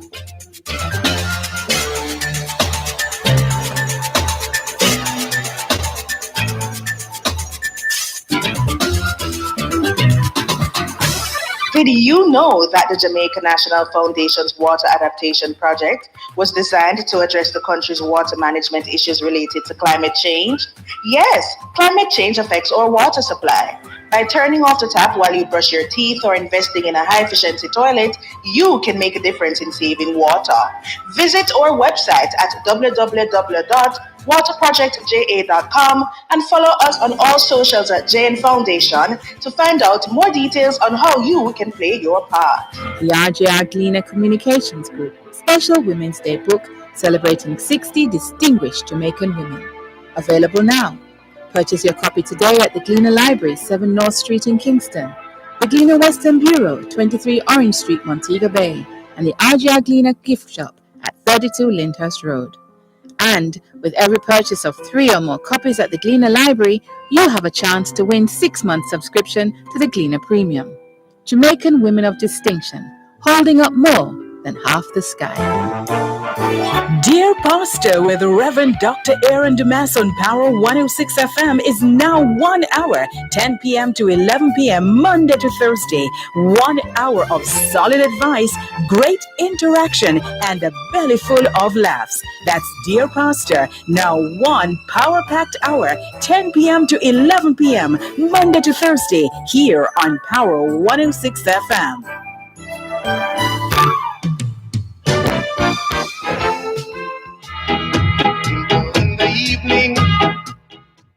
¿Qué hora es en español? Son las 4:05. Quelle heure est-il en français? Les 4:05. 现在几点了？4点零五分. 5 minutes past 4 o'clock in the afternoon here at Broadcast House, 32 Lyndhurst Road, Kingston 5, St. Andrew, Jamaica. Have you had a checkup lately? If not, now is a good time. Let's not wait till we get sick to get a checkup. How about that? Checking in with more on your program, Both Sides of the Story, Power 106 FM. Thanks for holding. Yes, Brother Robinson. Did we lose him? Sorry about that. Maybe credit matters or related matters. Sorry about that.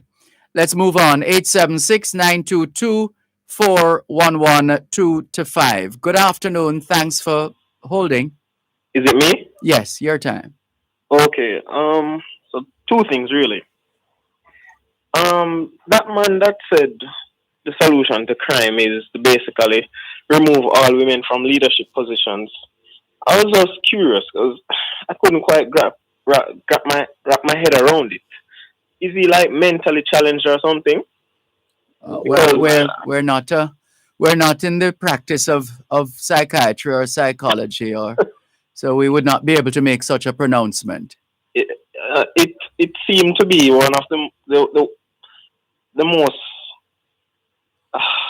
I'm not even sure how to describe that, but it was an interesting synopsis by him on the solution to crime. The next thing, based on the current standings and the situation within Jamaica right now, I wanted to know what is your thought if Jamaica has officially lost like the title of being the Pearl of the Caribbean, because right now we're not exhibiting much of being the leaders or the highest ranked nation in the region. What do you think about that? Jamaica is still very much a pearl. Nothing's wrong with Jamaica. It's the people who are in it. But the people make the island what it is. Without a doubt. But if you're talking about the pearl of the Caribbean in reference to the countries, when I hear the term the pearl of the Caribbean, I think of the finest in terms of the landscape, in terms of the flora, the fauna, the general energy that one gets here. Now, there is no perfect country anywhere in the world. Every country has flaws. Invariably, those flaws are represented by its people, or are exhibited or exuded by its people. And a country's success is essentially a function of the culture of the country. And culture, as we know, means a way of life, the culture. What is the culture of Jamaica? And it is that culture which also has underlying a subculture, which tends to be quite destructive in more ways than one. So where does that leave us? It means, no, Jamaica is not going to end or die tomorrow or next year or next 10 years. Countries don't die, people do. But what is clear is that if more of us who consider ourselves to be men and women of integrity do not come forward and play our part and insist that a high level of management is employed in furtherance of the development of Jamaica, then it just means that we'll still have a pearl of a country, but perhaps a pearl of a different color, a different texture, a different flavor, for want of another word.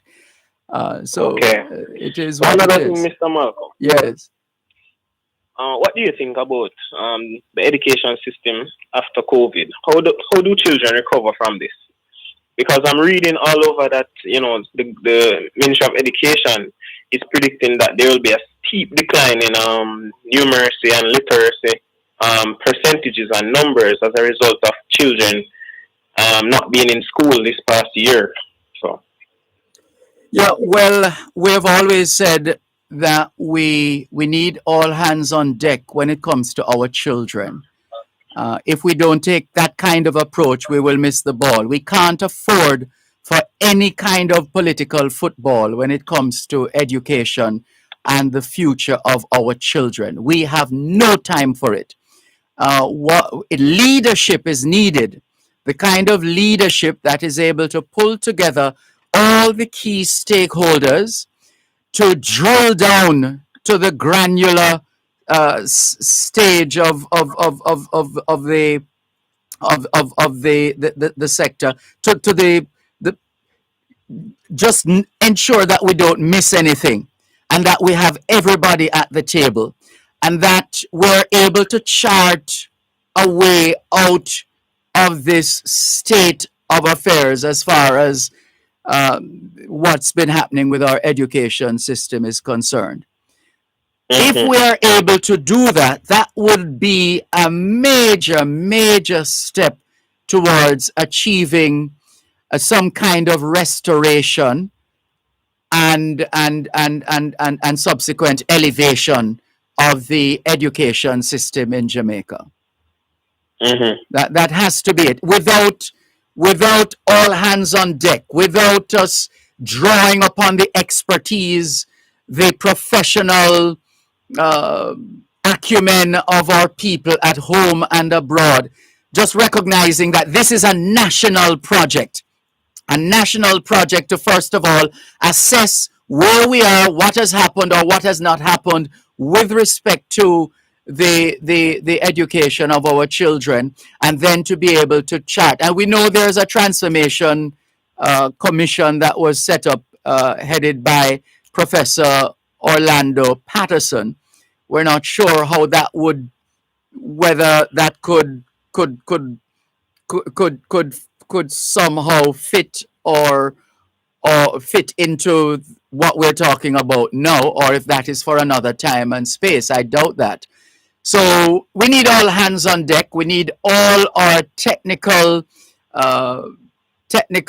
people when it comes to education, but we also need our social workers or social scientists as well to help us with the emotional issues and how we restore the lives of our children, which have been upended by this devastating pandemic.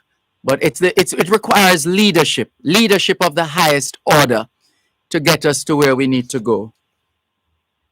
Because if we don't find some sort of solution for that problem, crime will be probably the least of our problems. It will have such a big knock-on effect on the economy. Overall, if we lose an entire generation, or maybe I'm being dramatic to say an entire generation, but so many students are out of school, or if they are enrolled, they are not going to classes, or even if they are in classes, they are not learning the material.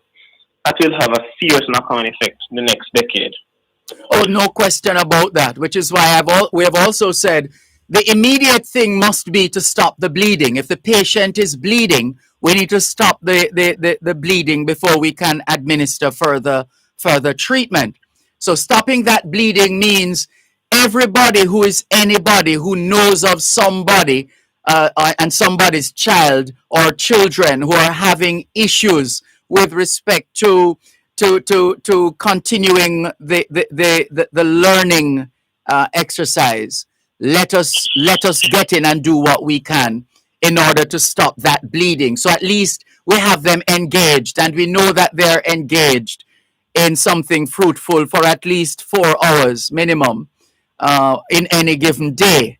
So if we can, so that would be that's a stopgap. That's an immediate thing. That's an emergency approach. Stop the bleeding as much as possible. Yes. I was waiting for a while, so my credit's about to finish. Would you like us to call you back?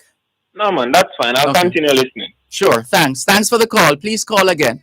This is your program, Both Sides of the Story, Power 106 FM. There's more after the break. You're listening to Power 106 FM. The time is now 4:15. Farmers, you can now control your fungal diseases with Eradicate, a systemic fungicide from Newport First and Jamaica Limited. Eradicate controls coffee rust, leaf spot, black and yellow cicatoca, early and late blight, powdery and downy mildew, and other fungal diseases on your crops. Get your Eradicate at your nearest farm store or at the Newport First and office, 2A, 2B, Worry Wharf Complex. Take back control with Eradicate. Dear Pastor with Reverend Dr. Aaron Damas on Power 106 FM is now 1 hour, 10 p.m. to 11 p.m. Monday to Thursday. 1 hour of solid advice, great interaction, and a belly full of laughs. That's Dear Pastor, now 1 power-packed hour, 10 p.m. to 11 p.m. Monday to Thursday here on Power 106 FM. Both sides of the story. Tune in this and every Tuesday at 3:30 p.m. for Kids Connect during Both Sides of the Story with host Dervan Malcolm to join in a series of discussions on building a strong relationship with your child. We invite children to call in and voice their concerns. This broadcast is brought to you by the Child Protection and Family Services Agency, CPFSA. Every child deserves protection. Biomed Pharmacy, Margins Pharmacy, Cumberland Medical, and Lock Safe and Vault. That's a live broadcast of Kids Connect during Both Sides of the Story with host Dervan Malcolm at 3:30 p.m. this and every Tuesday right here on Power 106 FM.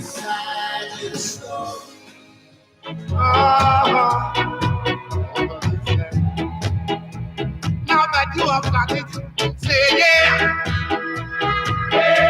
Que ora es en español, son las 4:17, que la retilo en français, il est 4:17, 现在地点了4点17分, 17 minutes past 4 o'clock in the afternoon, here at Broadcast House, 32 Lyndhurst Road, Kingston 5, St. Andrew, Jamaica.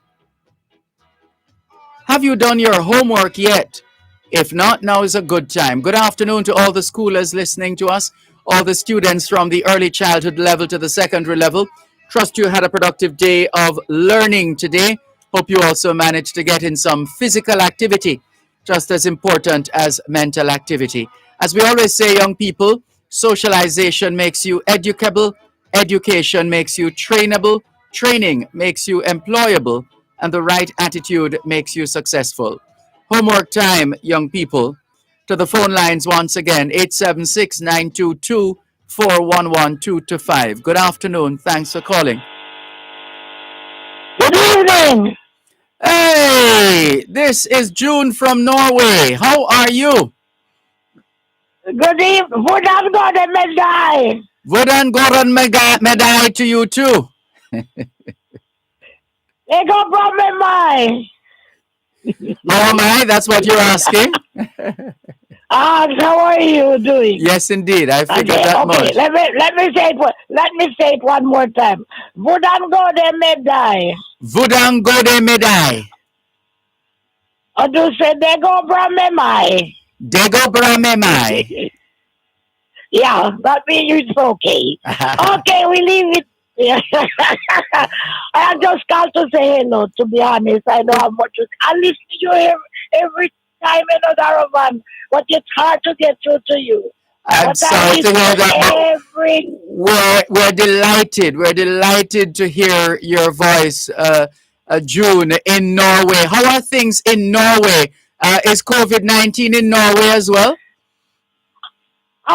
But yes, of course there are, and it's everywhere. But it's not that bad because people follow the rules and the regs. Not 1,000 people don't die as yet over a year. 1,000 people don't die from the COVID as yet. So they are very strict. They follow the rules. Right now it's closed down. People complain, but people follow the rules. And that's why I'm going to tell you one thing, Dervan. And the vaccine start, I'm waiting on my time. What they're giving the older people first. But you know what, Dervan? And not everything money can buy, because right now they're short of vaccine and they have money, but they don't have enough vaccine. Mm. Yeah, that's not. It's not the problem. Yes. It's to get the vaccine. Yeah, that's where it's at. It's in high demand right now, and not Yes. everybody is getting access to it. We're still waiting on the vaccine here in Jamaica. Well, the vaccine has been here for a while now, and a lot of people get it, mostly older people. I will be getting it soon too, even before the health workers, but they're short of the vaccine because I'm gonna take it. But I'm not gonna take one. When I take it out, I have to make sure they have two. Oh.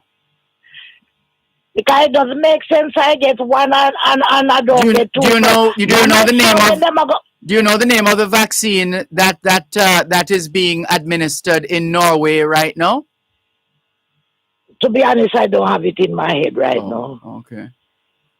All right, because there Okay, are but- those that require 2 doses, and there are others which just require 1 dose. That's why I was asking which one is in Norway now. Yeah, well, the one is the one we are required to. Oh, I see. Well, we're just. Wait. Sorry, go ahead. Dervan, wait a little, but my husband saying something to me. Yes. One of our regular listeners. We haven't heard from her in a while. Okay. June. Yes, my husband was trying to explain to me. Yes. He said it's 2 vaccines we're gonna get 3 weeks apart. 2 doses, 3 weeks apart. Yeah. Yeah. So that's what I'm waiting. So that is the problem we have here. We Yes. don't have enough. I'm looking at your numbers in Norway. 69,148 confirmed cases of COVID-19 in Norway. 17,998 people have recovered, and 608 people have died. Yeah, that's why I tell you that for over here, it's not even at all. People are very strict. Dervan, I was in Jamaica last year, March, and since I come back from Jamaica, we have got me partner, me not talk about no Cayman, me no love speak is funky person. You know, so me no hug my grandchildren them yet, because now I see them, we keep distance. Well, where we must not a hug, because they said no hugging, no kissing, keep distance and wear your mask. And that's what we do. Yeah, so it's there's a lot of discipline in Norway. Yes, me hear you did for your program today and say, don't wait until you get healed, you go to the doctor. From me come from Jamaica, me not check me doctor yet. I was at my doctor today for check my whole body. I take so much test today, Jesus and mercy. And the first time in my life me ever take so much test. But my doctor know me for many years and she haven't seen me for almost 2 years. So she want to make sure where I am. Very good. Very good to get your checkup. Well done. Yes, I was here today. Anyway, Dervan, I'll leave it there. Love you, you're here. Love you too. Thank you. Always listen. We're happy to hear that. Happy to hear that. Thank you so much, June in Norway. Please call again. Bye. Goodbye. Take care. This is your program, Both Sides of the Story, Power 106 FM, still streaming live on the Gleaners website, go-jamaica.com. Hello, good afternoon. Thanks for calling. Yes, Mr. Malcolm. Good afternoon. This is Robinson. Yes, sir. Callback. Yes. So all I'm just saying, Mr. Malcolm, is that it's time for people to turn to their maker, right? And think, because honestly, I remember when Peter Bunting did say that we need divine intervention, and I don't know, probably him said, he said that he was overwhelmed when he said it and thing, and he got a lot of bashing for saying it. But honestly, beloved friends, man can't do without God. right? Man can't do without God and so forth. And so the thing is that we do need divine intervention, because if God is not what we do, we will fail as man, right? So we do need divine intervention even in a time like this, right? In times like this, because the Bible tells us that evil men are going to grow worse, are going to get worse, and that is what we're seeing before our very eyes today. Because the type of way, the type of killing that them do nowadays and things and so forth it is just, out of this world. And because it is not like them and shot in your foot or anything anymore, and shot in your head and shot in the arm, shot in your upper body and so forth. And that is what they're doing. That is the type of killing they do. So it's as if they're just, I don't know, immune to this thing. So the thing is, one thing I can say though, things is not going to continue this way forever, right? It is not going to continue this way forever. So people must understand that there's hope beyond this life, and they must get themselves ready for the coming of the Lord. Get ready and stay ready, right? And because God has promised us a world where none of these things will be, and this very world, this same world, are going to be renewed, recreated, and can you imagine seeing God face to face and so forth? All of that. So we need just to serve God and do His will, right? And everything will be all right. And even in our situation now, if we know Jesus as our personal Savior from sin and as our Lord and Savior, and as accept Him as our personal Savior from sin, He's able to keep us in these times. Because I remember this scripture that said, "Be careful for nothing, but in everything, by prayer and supplication with thanksgiving, let your request be made known to God, and the peace of God, which passeth all understanding, shall keep your hearts and mind in Christ Jesus." So when Him keep you, you won't go rob, you won't go steal and do anything like that, because God is able to keep you. If you just Him say, there's a one said, "Thou will keep him in perfect peace, whose mind is stayed in thee, because he trusted in thee." So even now, but there's a better world that's coming, and people just need to get prepared. Mr. Malcolm, as I close, I'm gonna say this to you. There's something that you always say, and I love it. I love it. There's a thing that you talk about. You say, like you said, watch your thoughts, for they'll become words. What? Words.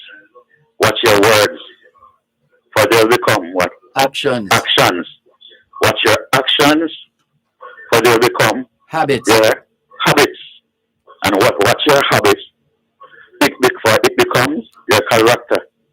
Watch your character, for it becomes your destiny. That's it.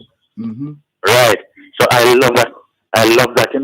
Sometimes I'm going to use it when I go to church and think because I've never done that, but it's something that is in my mind. I'm going to hear you say it and think. And it is really true, because it is true. Because when you first think, when you're going to do wrong, or whatever you're going to do, you first think about it coming to your mind first. And then when it comes to your mind, then it filters into words. You start saying threat or whatsoever thing or whatsoever. And then the next thing you know, the action follows. And then you do it more than once until it becomes a habit. And then so it comes to a point where it's hard for you to break from it. Right? But that's one of the criminals and things we know, say God love them. Him love them, right? Him only hate the things that they're doing.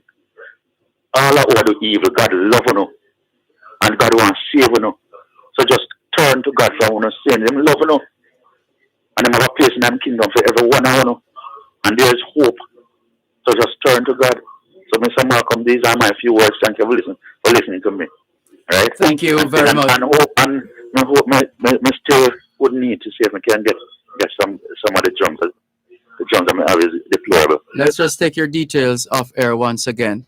This is your program, Both Sides of the Story, Power 106. It's a song about love between one brother and my sister. You're listening to Power 106 FM. The time is now 4:30.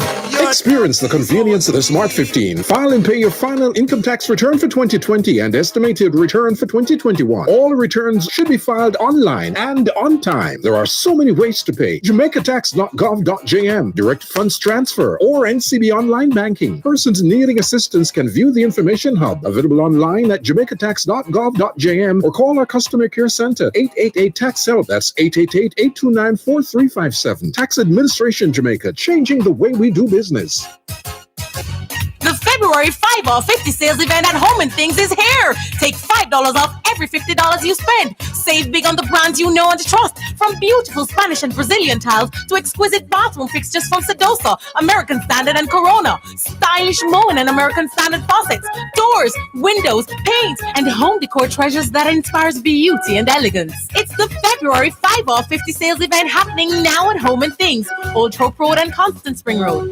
Catch it while it lasts.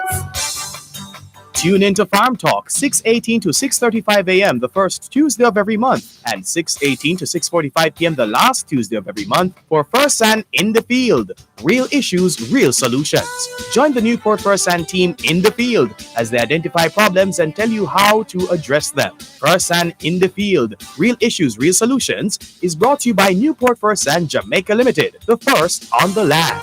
Listen to the story of the Jamaican diaspora on Diaspora Check-In every Wednesday at 4:30 p.m. during both sides of the story with host Dervan Malcolm, the story of Jamaicans at home and abroad. That's Diaspora Check-In every Wednesday during both sides of the story, brought to you by GK Western Union. Receive money directly into your bank account today. You have got it. Say yeah.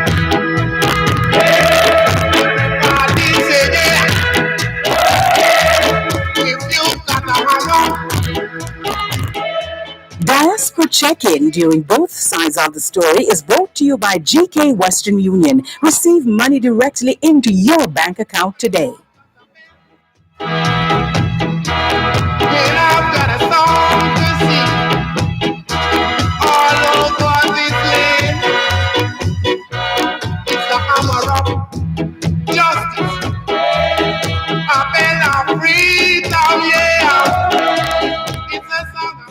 ¿Qué hora es en español? Son las 5 menos 28. Quel retiro français les 5 heures moins 28. 现在地点了5点加28分. 28 minutes to 5 o'clock. The time just changed.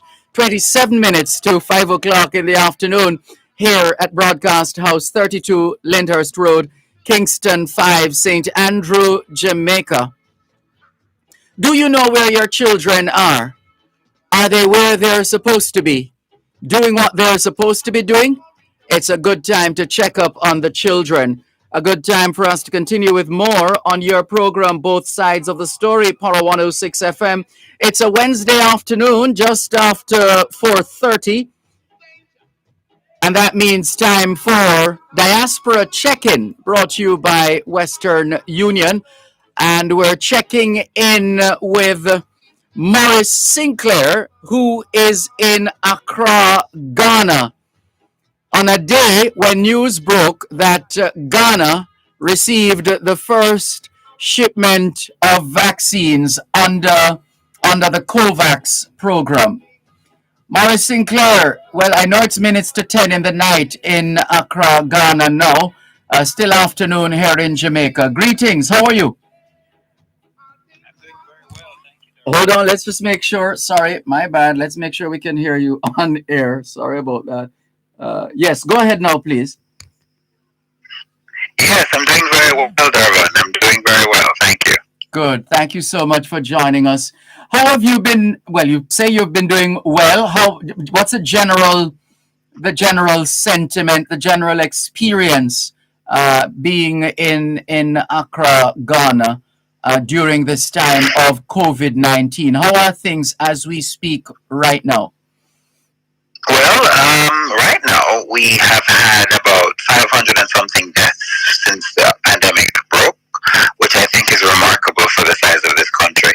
And they've been doing very well. And this is just showing more how much the government here is really, pushing to ensure that the citizens are safe. I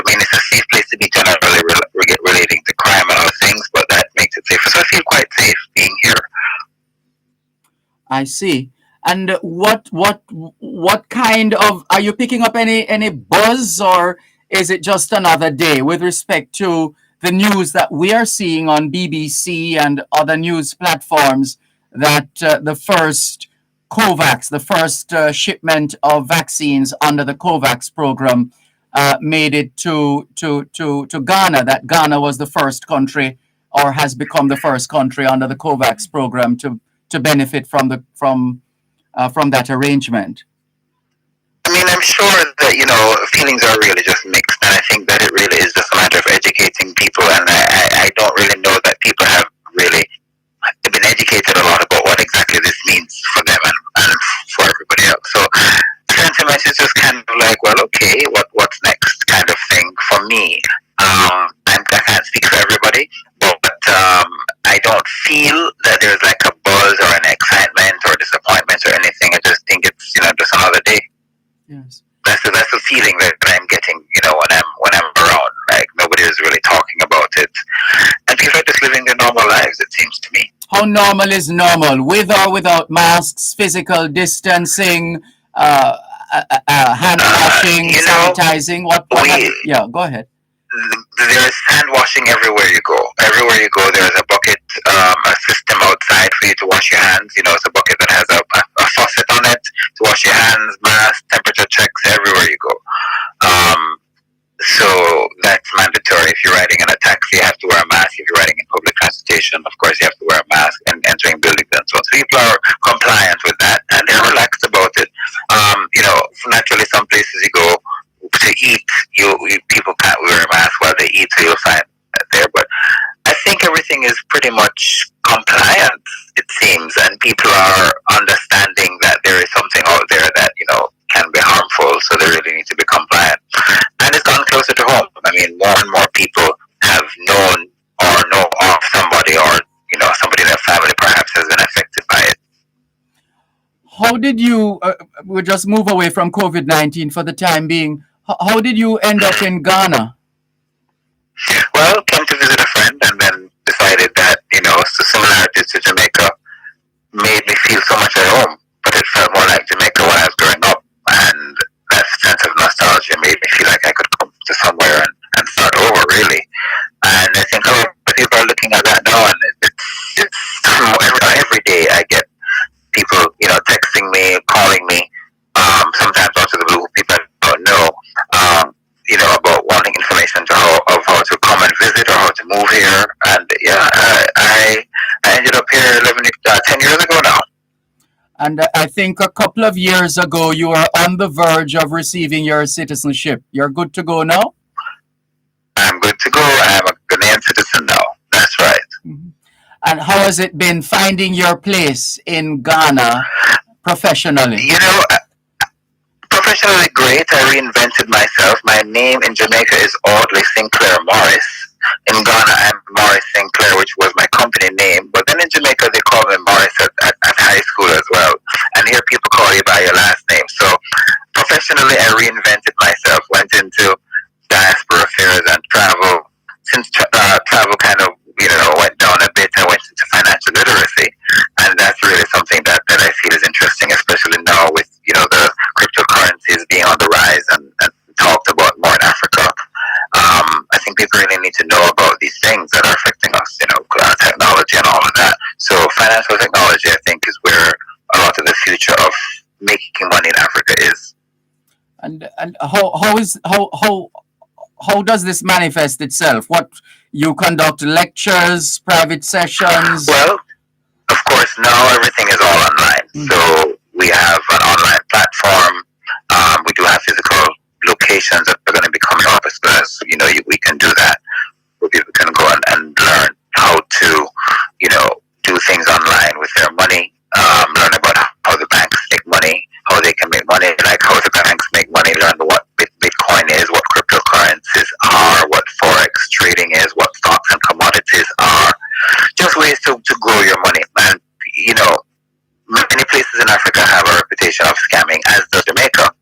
But we want to ensure people don't get scammed. We want to ensure that people know what they're getting into when people, ask them to invest their money, or when they're looking to invest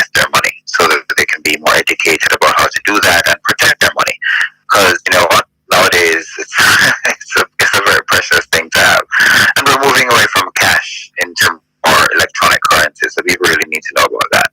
So it's all online. Everything is all online now. How fertile is the financial soil in Ghana for this new wave, monetarily speaking? You know what?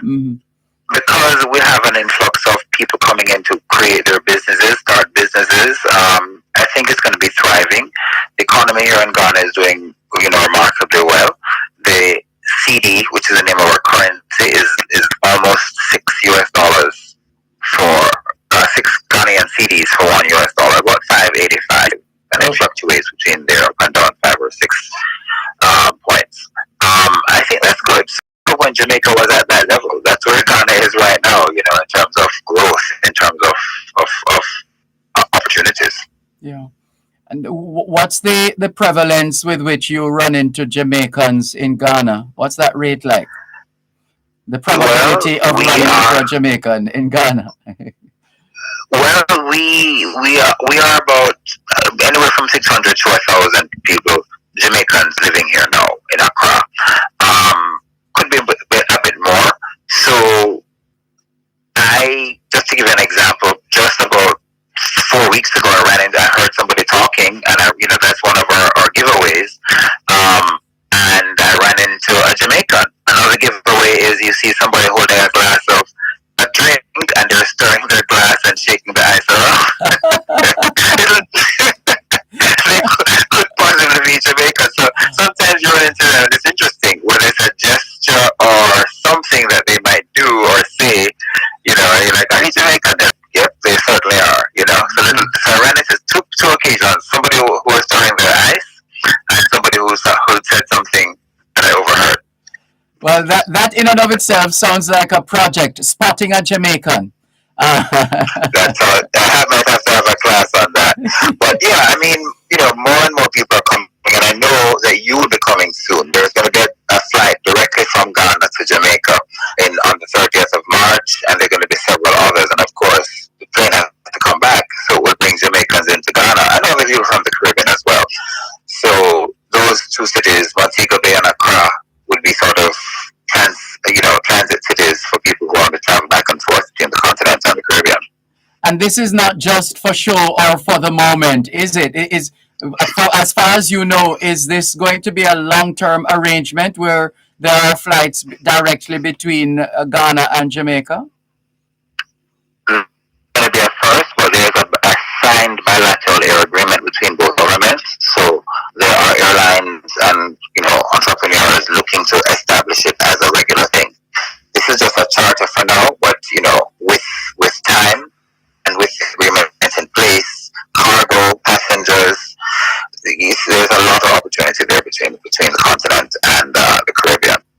And just before we get ready to wrap, let's get back to how we started, in a sense, with respect to the arrival of the shipment of vaccines to Ghana. What, under the COVAX program, what are the sentiments? What kind of sentiments are you picking up in Ghana with respect to the vaccine? Are people anxious, excited, can't wait to get their vaccine, reluctant, concerned, worried about taking the vaccine? What are you picking up in the circles within which you move in Ghana? You know what?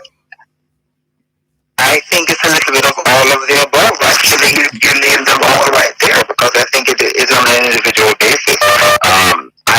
Because it was really announced very recently, I haven't really, quite frankly, gone out and checked the sentiment. But those around me were just sort of like, okay, it's here.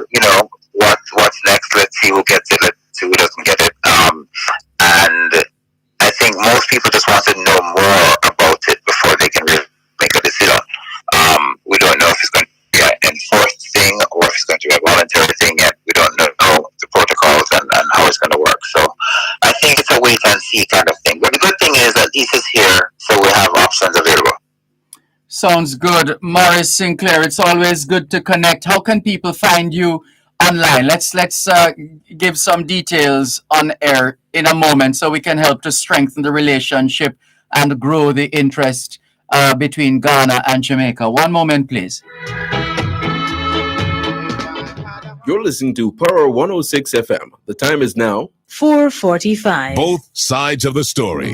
Tune in this and every Tuesday at 3:30 p.m. for Kids Connect during Both Sides of the Story with host Dervan Malcolm to join in a series of discussions on building a strong relationship with your child. We invite children to call in and voice their concerns. This broadcast is brought to you by the Child Protection and Family Services Agency, CPFSA. Every child deserves protection. Biomed Pharmacy, Margins Pharmacy, Cumberland Medical, and Lock Safe and Vault. That's a live broadcast of Kids Connect during Both Sides of the Story with host Dervan Malcolm at 3:30 p.m. this and every Tuesday, right here on Power 106 FM. Dear Pastor with Reverend Dr. Aaron Damas on Power 106 FM is now 1 hour, 10 p.m. to 11 p.m. Monday to Thursday. 1 hour of solid advice, great interaction, and a belly full of laughs. That's Dear Pastor, now one power-packed hour, 10 p.m. to 11 p.m. Monday to Thursday here on Power 106 FM.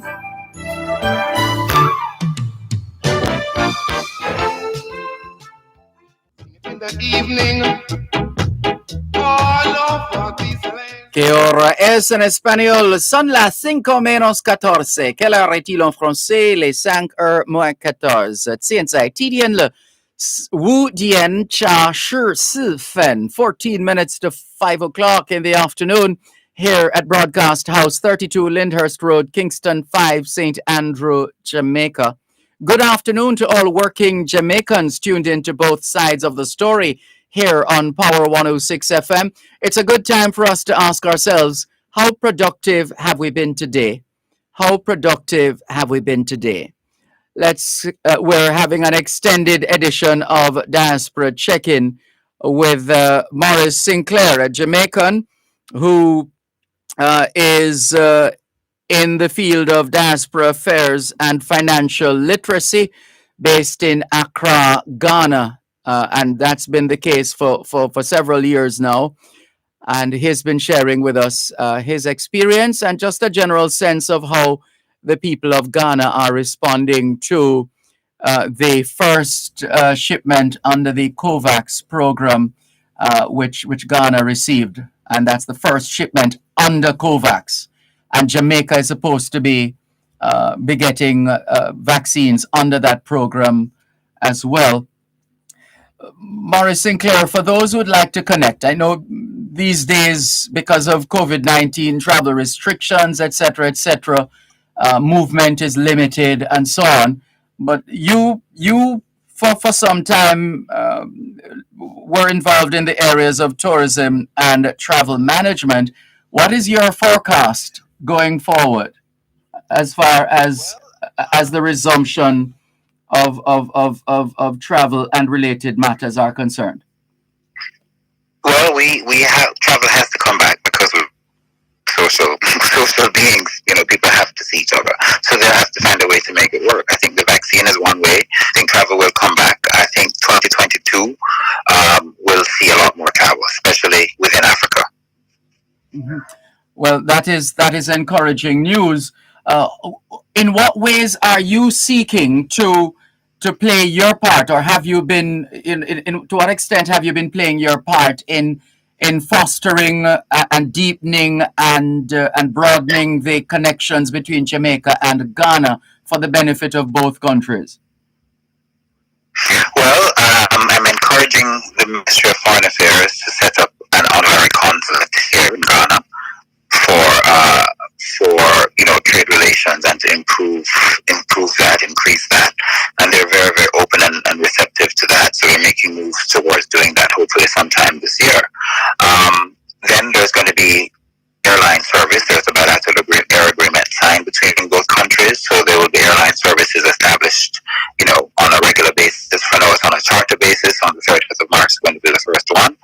And I personally, I'm just encouraging everybody to come and take a look and see and feel and taste for yourself. Yeah. And in terms of Jamaican brands, any brands, to what extent have you come across Jamaican brands in Ghana? Products or souvenirs or otherwise? Hello? Hey, I lost the connection there. You're saying Jamaican brands that are here? Yes. Are there any Jamaican brands of note or with any prevalence in Ghana, or is it a rare occasion when you cite a Jamaican brand in Ghana? Well, Grace came along a few years ago, and they had to. They were probably a little bit ahead of their time. So Grace is here, and they did well while they were, very prevalent. They had to step back a bit, but I think they're, ready to come back again. I'm helping to do that. I really would love to see some Jamaican brands here.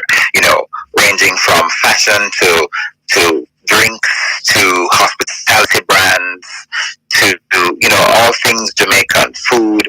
We definitely, anybody who can cook and wants to open a restaurant here, call me. I will be your biggest customer.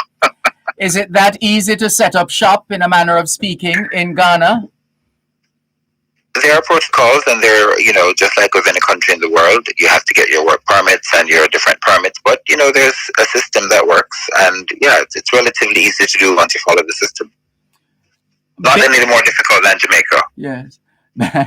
Based on how you have been received or times when you have been introduced as a Jamaican, give us a sense of how of the kind of reactions that your presence or knowledge of your being a Jamaican, an idea of the kind of emotions that have been triggered. Well, that is, no matter where in the world I have gone to, it's always the awe and wonder and wow. You're Jamaican? Wow. Always. If I'm in Iceland, if I'm in South America, if I'm in Accra or Kumasi, it doesn't make a difference. It really, Jamaica has a household name anywhere in the world, and that makes me really proud. And for those who would like to get in touch with you, perhaps to learn more about the financial literacy program that you offer, or your work in the area of diaspora affairs, what's the best way to connect with Maurice Sinclair? Well, on Instagram is really good. You can just Mauriceology. That's MORRISOLOGY. That's on Instagram or Telegram. Either one of those, somebody can reach me there. Yeah. Right. Well, we want to thank you, and well, we didn't ask you personally. Are you looking forward to taking the vaccine, or are you in the camp of? Well, you know what? I have to read more about it. I have to learn more about it. I mean, if I feel personally, I think that will do more good than harm. And if it need me to travel, if I have to take it to travel and all of that, I will have to take it. We hear you. But if I can avoid taking it, because I can, I would avoid taking it. But I'm neither pro nor con at this moment. I'm not like a skeptic. I just have to go with facts and education. Thank you so much for always being available to us and being willing and ready and able and prepared to share your Ghanaian experience. We look forward to speaking with you again, Maurice Sinclair. Well done. Okay, Mr. Dervan Malcolm. Thank you so much. I think the audio cut out a bit there, but hopefully you can hear me now. Yes, hearing you clearly, quite clearly. Thank you. Okay, great. All right. Well, wonderful. Enjoy the day, and I wish everybody in Jamaica a great, upcoming weekend. It's now just Wednesday, but we start the weekend here tomorrow in Ghana. All right. Well, you enjoy your Ghanaian weekend. All the best. All right. Take care now. Bye. Bye. Maurice Sinclair, financial literacy expert and diaspora affairs aficionado. He is in Ghana, Accra, Ghana, almost 10 o'clock, almost bedtime for those who go to bed at 10. Giving us his perspective on a day when Ghana became the first country under the COVAX program to get a shipment of vaccines. Jamaica falls under that program as well. And we too look forward to receiving our shipment of vaccine. And that's it for this week's edition of Diaspora Check-In, brought to you by Western Union. Diaspora Check-In during both sides of the story was brought to you by GK Western Union. Receive money directly into your bank account today.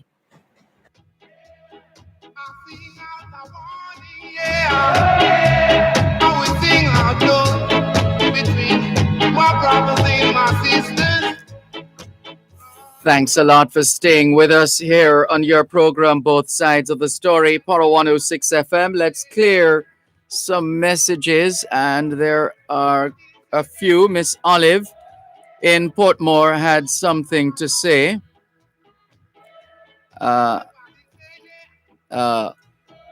Raskava, Andrew Cannon has received your message, and he's asking questions like, which hospital?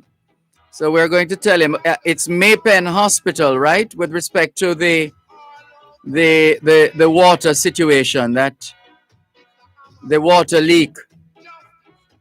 Right. So Mr. Cannon does respond to the messages that we send to him, and so we're letting him know that you're talking Maypen Hospital. We're almost 100% sure that that's what you said, but apparently it wasn't included in your message. So I just sent the message to Andrew Cannon of NWC to confirm that it's Maypen Hospital. This one says, yes, Mr. Malcolm, I got this video from my friend abroad. I asked her, when did this war dance occur? She said that she don't know, as they don't date those things when they occurred. But the date is very important for us to know if the police get on to them as yet. I would also like to know if they are aware of those happenings, Mr. Malcolm, as it is very important for them to check out this operation. Well, we didn't look at the video earlier on, so we're not able to say one way or another, but we'll check it out. Errol in Spanish Town says, hi, Dervan, I'm sorry for the man's poor wife. Imagine no woman in leadership position in that man's world. I guess in his world, women should be seen and not heard. What a world he's creating for women. Take away all the positions from women, and I bet we will still have crime with us. I bet. SMH. Bernadette says, good afternoon, Dervan. I'm concerned about the children whose schools have had to be closed because they had cases of COVID. There's so much instability. I think some of these children need counseling to deal with the situation. Does the ministry have a program in place to assist these children? Thank you, Bernadette. There is a counseling program whenever there is trauma inflicted on the children in the public health service. That much we know. Whether that's been happening, we would like to hope so. This one says, Mr. Malcolm, one of Jamaica's problems is that we're trying to have it both ways. We ask the police to find and bring criminals to justice. Then when they do, we criticize them for not handling these criminals who are trying to kill them with kids' gloves. We bemoan the daily slaughtering of Jamaican citizens, yet we do everything we can to protect the murderers of these citizens. We talk about the dangers of COVID, then we make all kinds of excuses for the rule breakers, as if we're dealing with a country filled with little children or dumb animals. Mr. Malcolm, we're a confused people with not a clue as to what we want and where we are going. We are in a sorry state. And the last one, Sir Malcolm, great evening to you. I'm hoping for the best for Jamaica. Now time is so short. Anthony in License. Thank you, Anthony in License, St. Thomas, for your message. Can we thank you once again for the privilege of serving you on yet another edition of your program, Both Sides of the Story, for today, Thursday, the 24th, Wednesday, the 24th of February 2021. The moving finger writes, and having writ moves on, nor all your piety nor wit shall lure it back to cancel half a line, nor all your tears wash out a word of it. All things being well, Both Sides of the Story returns tomorrow afternoon, 2 to 5. Till then, this is Dervan Malcolm reminding all of us that every day is an opportunity to do better than yesterday. Take care. You're listening to Power 106 FM. The time is now 5 o'clock. News, comprehensive, powerful.